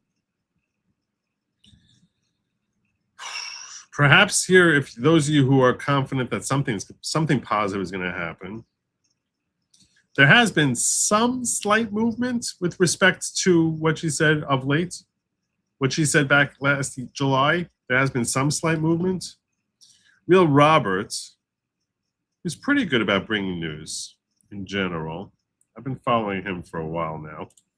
He's reported, he reported that over the weekend, the director of National Intelligence, Tulsi Gabbard, Joe Biden was never calling the shots, and neither was Kamala Harris, who was the warmongers Hillary Clinton, Barack Obama, Tony Blinken, Jake Sullivan, and the military-industrial complex. All Joe Biden was a figurehead they can control. In other words, they used the power of the auto pen to run a toppled government.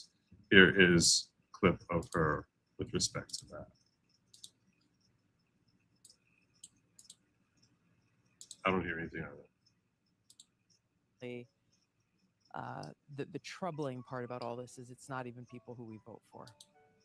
When you look at what happened when President Biden had that infamous the troubling part about all this is it's not even people who we vote for. When you look at what happened when President Biden had that infamous debate with President Trump, it exposed the reality that many of us have known for a long time, which is that President Biden has not been the guy calling the shots. He has not been the guy making the decisions, nor has it been Kamala Harris, for that matter, nor will it be if she is elected president. It is this cabal of, the Democrat elite, the woke warmongers, made up of the likes of Hillary Clinton, and Barack Obama and, Tony Blinken and Jake Sullivan and, people who are in the military industrial complex, people who profit from us being in a constant state of war. It is those in the administrative state, in the national security state, who derive more authorities and ability to take away our liberty when we are in a heightened state of crisis or war. It is their friends and billionaires and people in media who all derive their power from being able to have a figurehead that essentially they can control. And the most... Okay. Amazing Disgrace is saying that I influenced my poll. I assume, if anything, I pushed the poll numbers down from what would have been a higher number. Currently, if you're wondering, our poll is roughly at 50-50, which is roughly 50% more than what I would have expected to be. That was 52-48. The point being, there's a lot of you who seem to think that something is going to happen with respect to the investigations. So I'm opening the phone lines up. I would love for you to convince me of this. I hope you're right and I'm wrong. Okay? I pray I'm wrong. I pray I'm wrong. I want you to sell me. Why should I have hope that something is going to happen in the next 5 weeks with respect to those investigations, the way Promethean Action was projecting outward? And I want you to call in right now. You tell me why. But I only want you to call if you're going to be trying to convince me. Please do not call unless you're trying to convince me that something is going to happen with respect to Tulsi's investigations seeing the light of day between now and June 30th. The call-in number is 972-454-0703. It's on the bottom there, scrolling across. It is around that time you should hit like and subscribe. If you're hoping that I'm going to get into a third hour, we're going to need to see some numbers bulking up here. I know the numbers aren't ticking up, but if you're wondering where we're at on that, I can share that with you so we're all on the same page. So far, I see 1, 2, 3, 4, 5, 6, 7, 8. So we're going to need some last minute push here if we're gonna be going into a third hour. But then the phone line is open. I want to hear from any of the 50% of you or more who believe that something is going to happen from within the next between now and June 30th, related to pushing forward the investigations into Barack Obama, James Clapper, James Comey, or John Brennan for what they did in 2016, 2017 in trying to impede Trump's first term. Because I have no reason, I have no reason to believe that anything's happening. I haven't seen anything. The only thing I've heard so far that makes any sense at all is people saying, well, why is she still sticking it out there? What's she doing there? What's the point? Why be there for 5 weeks unless you're trying to help this thing along? If someone calls in and makes that claim to me, I have a counter to that.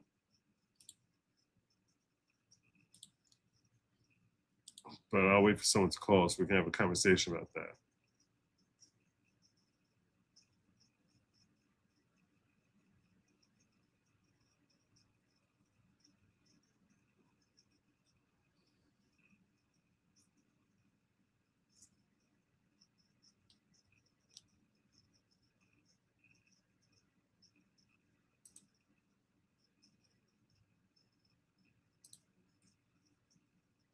But you can feel free to call. The phone line is open now. Pop Frank saying West Exec Advisors, founded by Blinken just after Trump's first inauguration, right across the street from the White House. Shadow government? We'll look at that in a moment.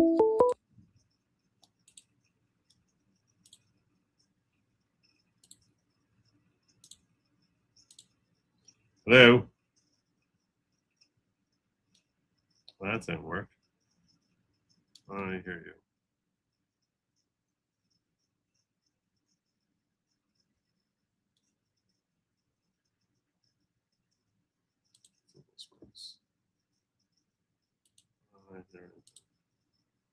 Hello? I have to open this on Chrome. I didn't want to do that. I'm in Brave, but I'm going to have to open it in Chrome. I apologize.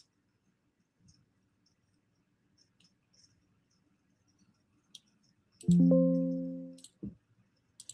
don't think I can hear them.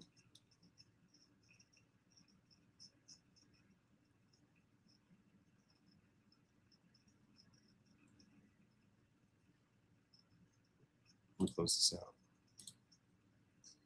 I'm going to open this up. I'm going to open this up in Chrome.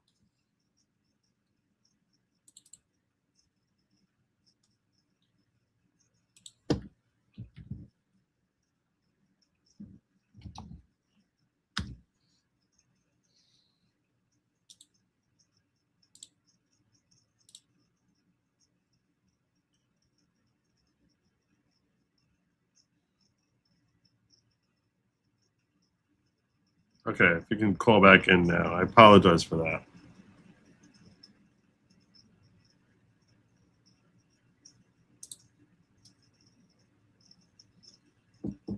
In fact, I'll even call you back. Let's do it that way. I feel bad.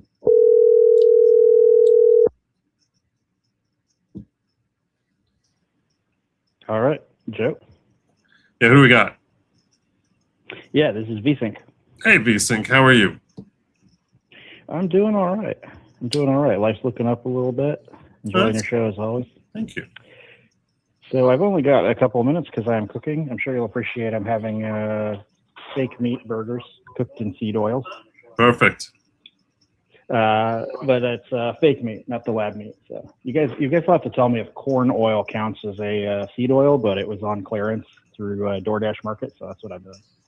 Anyway, yeah, I just wanted to call real quick and just, but the only thought that occurred to me on the Tulsi situation and whether it's for real or not is, if not for there being something in the works, why would she be there that long, especially when she kind of clashed publicly on the intelligence assessment, right? Like Bondi was waving around fake Epstein files. Bondi's out, right? Like, you know, a lot of other people, as people said, have come and gone. And it wasn't a disguised firing either, you know, like if he wanted her out, I don't know that he would have let her resign and cite family illness. Right. So, to me, it just, you know, and as someone pointed out, right, the length of time too. So to me, it just lends credence that, you know, he must, still keep her around for a reason. There must be something he still likes about her or is working with her on, you know? Okay. So let me ask you this.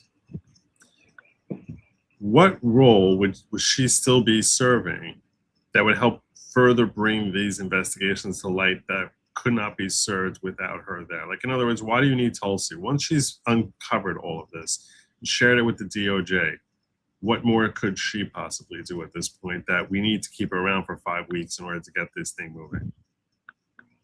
Well, I have no idea, honestly. I just have learned over time, like, you know, my little antenna kind of can flag for me when something's up, but often not what. So I just look for, like, what are those indicators that indicate that it's not, you know, and if nothing else, right, if she was working, like, that's almost the null hypothesis, or what, like the affirmative claim being made here is that, you know, it's not going to go ahead as planned, right? Like, suppose, like, the official story is she's working on something and it's going to get released.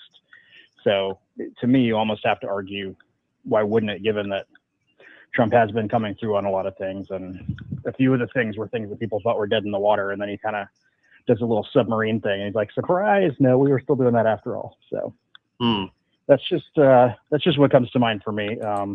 But I mean, it could be, you know, who knows? It could be just, you know, I don't know if anyone has looked up or if they've done any reporting on whether the illness is genuine or not, or whatever, but and I'm willing to take at face value that it is legitimate. Mm-hmm. Andrew Branca's weighed in here saying the greatest crisis in America today is anti-ICE protesters being allowed to seize control of the perimeter around the Newark ICE facility, including screening vehicles for illegals. I was actually thinking about going down to Newark, because Newark is like a 15-minute drive from me. I was thinking about going down to Newark. to try and cover that. I'd have to change hats because wearing an NYPD hat is not going to ingratiate me to anyone there. And wearing my other Make America Great Again hat is probably not going to do much better for me. So I got to see if I have another hat that I can like throw on when I go down there. Or maybe go without a hat. That'll surprise the heck. That'll confuse them. That'll confuse them. Would you still have your tiny hat though? Yeah, of course. Yeah, there you go. Yeah. Still wear the you wouldn't tiny be hat. full hatless unless it were a disguise, right? Right. Right. Anyway, I got to go finish cooking this food, I think. But all right. Yeah, it seemed like you were asking for any reason someone would think that, and that's just kind of the thing that comes to mind originally. I appreciate that. Thank you, V-Sync. It's a pleasure as always. Hey, thank you. Bye.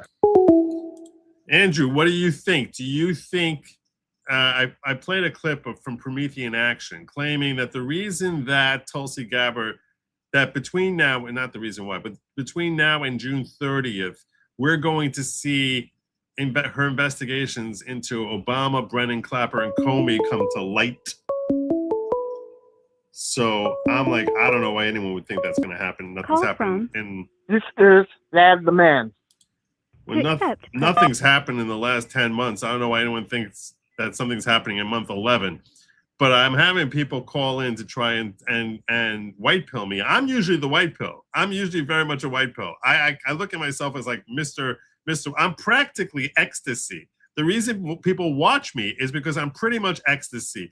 Isn't that why you watch me? Because I kind of like, I give you like thrills of joy, which are like, should be illegal. Oh yeah.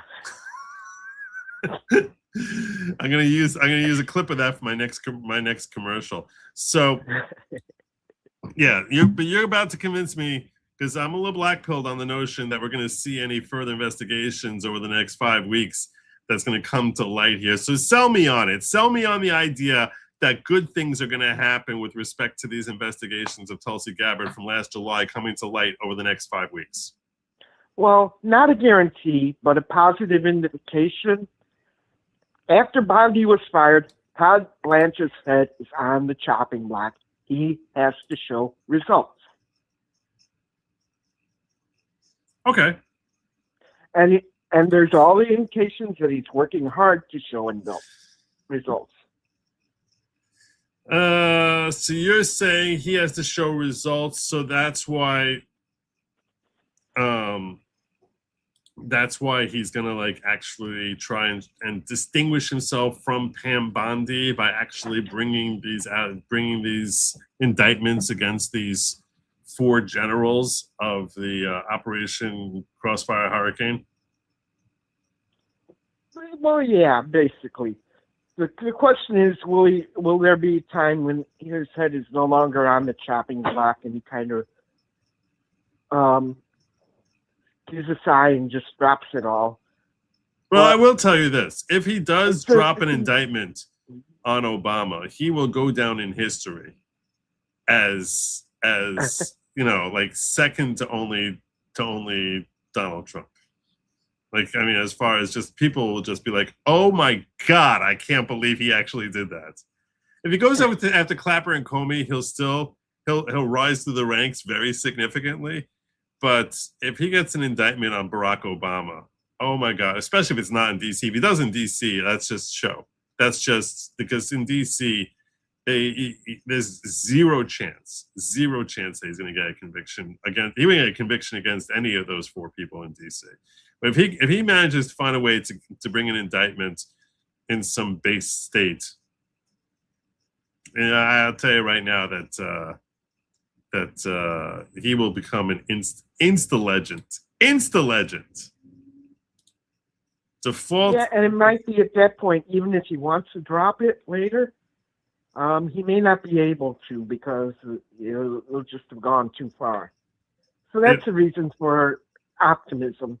One more time? I didn't hear what you just said. Say it one more time. I said he might want to drop it later, but I think once the indictments come, it'll be kind of hard for him to do that. Drop what the later? Momentum will just drag us to the end. So it's a reason for optimism. Not a Branca, guarantee. Branca's pretty black-pilled on this the way I am. He's saying default American politics is the enemy wins. Until I see broken teeth, I don't believe anything pro-America will happen in these investigations. I'm very cynical about it at this point also. I was much more optimistic last July, August. At this point, I've become much more cynical about seeing any sort of positive movement in this direction. Well, I think with Todd Blanche now, in the circumstance he's in, you will be seeing punches to the face. Whether they actually make contact or not, whether he hits hard enough to knock out a tooth, that's questionable. But we will at least see the punches, and maybe he'll just have to hit hard. All right, let me take this next call, Thad. Thank you. Okay, bye. Later. Call from Mario Oriani. to accept, press 1. Mario, Yes. how are you? Are you there? You're gonna white pill. Are you here to white pill me that we're gonna be seeing as Amazing Disgrace says that closure will be gold for her future political career? Yeah, I mean closure would be seeing them sent to prison. That's real closure. But give me some white pill here to believe that we're gonna see any type of positive movement with respect Do you know? Do to you those know? four. Do you know anything about the grand jury down in Florida? Talk to me. Sell me on this. You don't know about the grand jury going on at Fort Pierce, Florida. Talk to me. Tell me about it.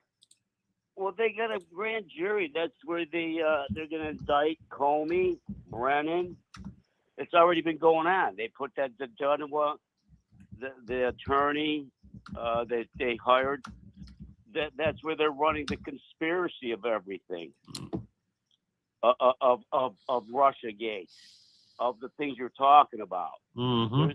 There's a grand jury being held in Fort Pierce, Florida, going around the 2016, the Russiagate, and it's a conspiracy where you don't have to worry about the statute of limitations because it led from 2016 with the Obama thing, with that intel report, okay, fed into the impeachment, which was based on the intel report, and then it goes into the 2020 election with the 51 intelligence agents lying.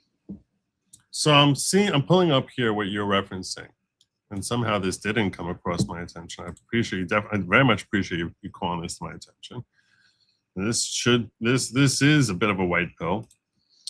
DOJ veterans fear. This is going to go down. I'm pulling this up here. CBS News says DOJ veterans fear criminal probe into XTI Director John Brennan is being stacked with Trump loyalists. Law enforcement veterans are expressing deep concerns that the Trump Justice Department's criminal investigation into former CIA Director John Brennan is being systematically stacked with politically motivated personnel who are intent on a partisan indictment.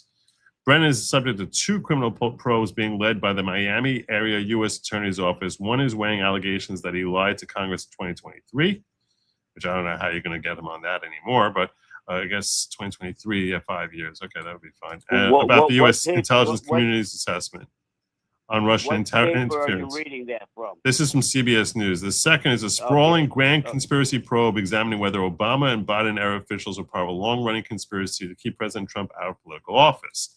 Last month, the Justice Department abruptly removed the senior career prosecutor who was overseeing the Brennan case after she expressed concerns about the strength of evidence and replaced her with Joseph DeGenova, a staunch Trump ally, to run both investigations. On Tuesday, DeGenova's wife, Victoria Tonsing, a former federal prosecutor, conservative commentator, and staunch Trump ally, was sworn in as a federal prosecutor in the Southern District of Florida.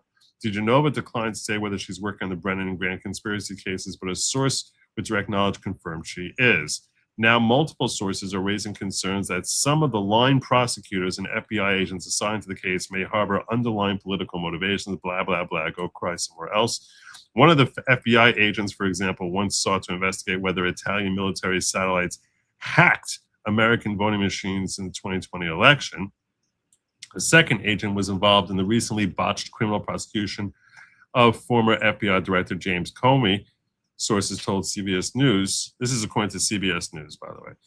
those two agents, Rose Marcatos and Jack Eckenrode, both served on the director's advisory team at the FBI, which was set up by Patel and staffed by agents from around the country who support his policy goals, according to sources familiar with the matter. I guess his policy goals, when you're talking about Kash Patel, is that he wrote that book about DC mobsters. Right. A number of the agents who participated in the group have also been assigned to work on high-profile cases involving targets identified by Mr. Trump as political adversaries. Quote, the FBI does not comment. Marcatos and Eckenrode did not respond, saying, quote, the FBI does not comment on the contents or existence of investigations in the media, particularly those pertaining to classified information, an FBI spokesperson said. Moreover, any accusation of political bias is false and eerily similar to the actual conduct of former officials under the previous administration who actively participated in weaponized government for years. Well said, based. Nice. I think that's what Tulsi's going to declassify a lot more. Well, they were coming more to what you were referencing with Fort Pierce. So let me go a little further. Meanwhile, one of the line prosecutors who recently joined the case, Chris De Lorenz, previously clerked for U.S. District Judge Eileen Cannon as she was presiding over and ultimately dismissed the criminal charges against Trump related to his retention of classified records. De Lorenz was detailed as a prosecutor to the probe despite his limited prosecutorial experience after recently working in the Deputy Attorney General's office. CBS reached out to De Lorenz for comment. A federal grand jury in Fort Pierce, Florida, where Judge Cannon is based, is now investigating the grand conspiracy allegations. Because she's the only U.S. district judge in Fort Pierce, she would most likely handle any potential criminal case brought there. Quote, career attorneys and agents take very seriously the power they have to charge someone with a crime. Until this administration, they're expected to drop a case when an investigation revealed no crime occurred, said Stacey Young, a former Justice Department lawyer. Young founded and leads the nonprofit Justice Connection, which provides support for former and current career Justice Department civil servants.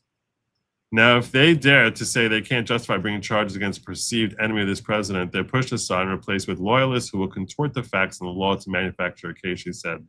Cry me a river, you stupid. You big fat stupid. Critics of the investigation have said that it has been tainted by politics since its inception. I don't need to hear them crying about tainted by politics. No one cares about that. Of course they've been crying that. You're sitting there silently watching four different indictments against a president where they're inventing new crimes, and now all of a sudden you're worrying about politics tainting our justice system. That's why you got to watch the media that you're getting it from. John Solomon's done reports on this. Mm-hmm. You know, and I mean that's what I was hoping, that she wasn't going to leave, man. I'm very disappointed. I see, you know, like you guys have been talking, you know, with that Laura Loomer saying that a couple weeks ago, and I'm going, as far as like me as a Trump supporter, if Trump would have came out and fired her, I would have disdain for Trump. Okay. The way that she's resigning with class, her husband's dignity, thing, you know, exactly. Takes a lot of the sting out of it. 100%. No matter what the background is, you know what I mean? 100%. And that's the only reason that she's not leaving today. Is I think she has a lot more to do. She's had stuff to disclose. I think she's got to go through it all and put it in a nice package and almost lay it to these prosecutors on a silver platter so they don't fuck it up. Now what you're saying here, Mario, you're starting to sell me. I'll tell you right now, and I'm so happy you called in, because you're starting to sell me about reason for hope. Because let's face it, if you have new prosecutors coming in there and she's the one who actually put this whole case together, it's one thing to dump the files on someone and say, here, you go figure it out. But if she's able to sit there and assist as far as walking these people through, this document shows this, and how to tie together a case for them, in that case, I could see where, you know, that might answer the question I was asking V-Sync and Thad, where I was like, what's she doing? Why would she be necessary? And it's like, okay, we got new people coming in here. She needs to walk them through, you know, the different forms of evidence that that she's come across to help solidify a case against them. There's multiple investigations that are ongoing right now down in Florida where, we actually have a chance of getting convictions. So I think that these are things that at least can give us reason for hope that maybe that's why she's there for so long. Also, and I agree with you also that it's very convenient, assuming, let's say, there's a decision, probably a mutual decision, that a parting of ways is healthiest for Tulsi and the Trump administration, that this is the way that it becomes something that becomes a no fault. Neither side looks bad.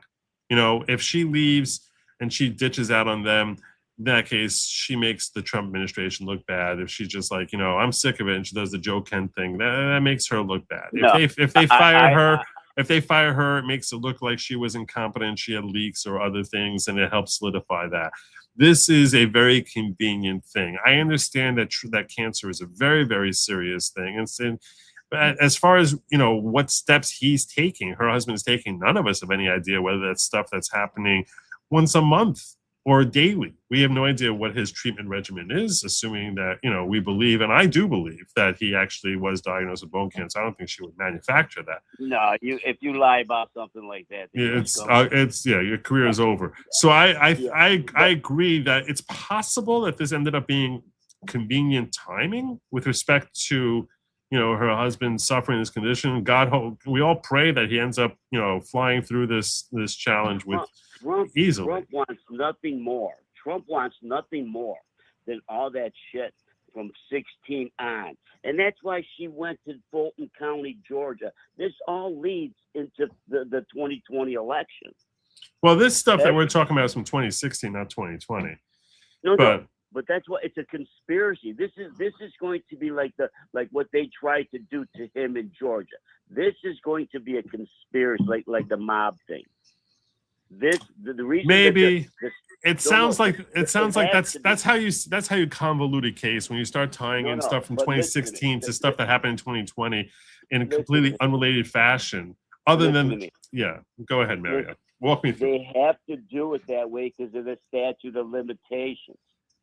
Okay? Right. No, I agree with you. The statute of limitations is a concern. Everything walks into the net. Then it started in 2016. Okay, it's the conspiracy never stopped. When they came out with that crap about, it's the same people that said that the laptop was fake. They kept the conspiracy going. The same thing when they freaking raided his house. They kept the conspiracy going.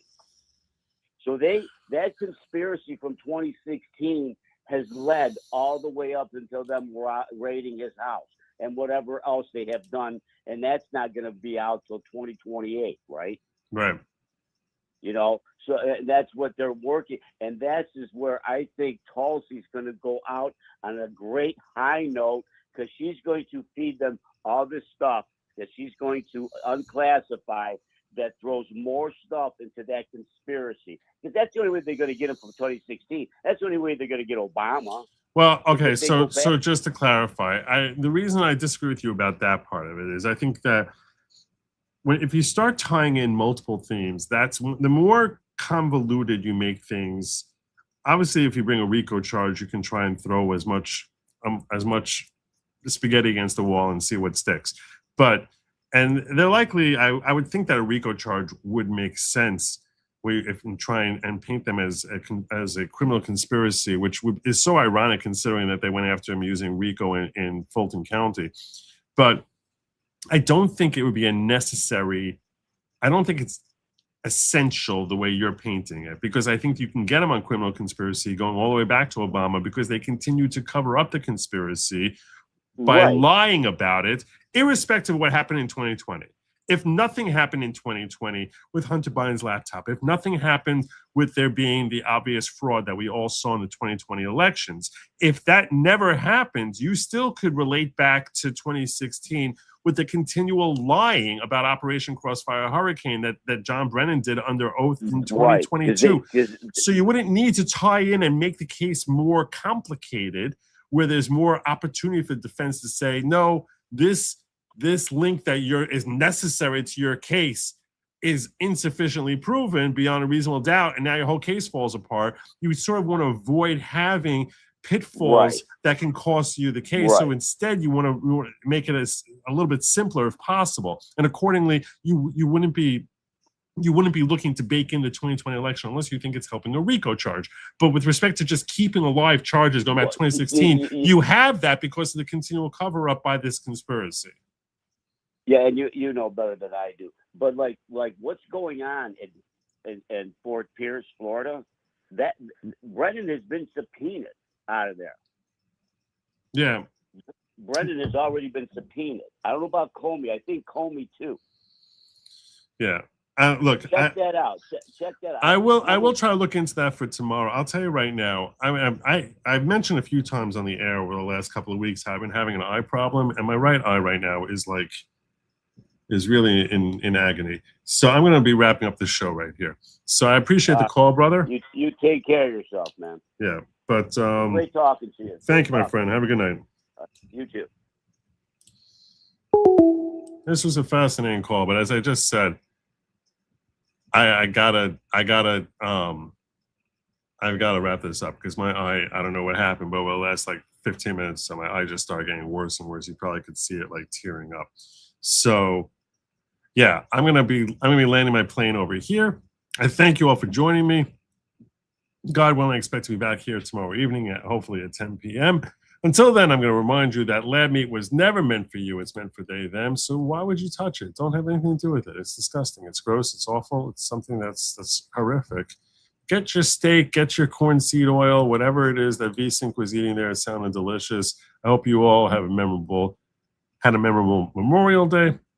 And thank your local servicemen. Don't eat some bugs. Don't do it. Don't eat some bugs.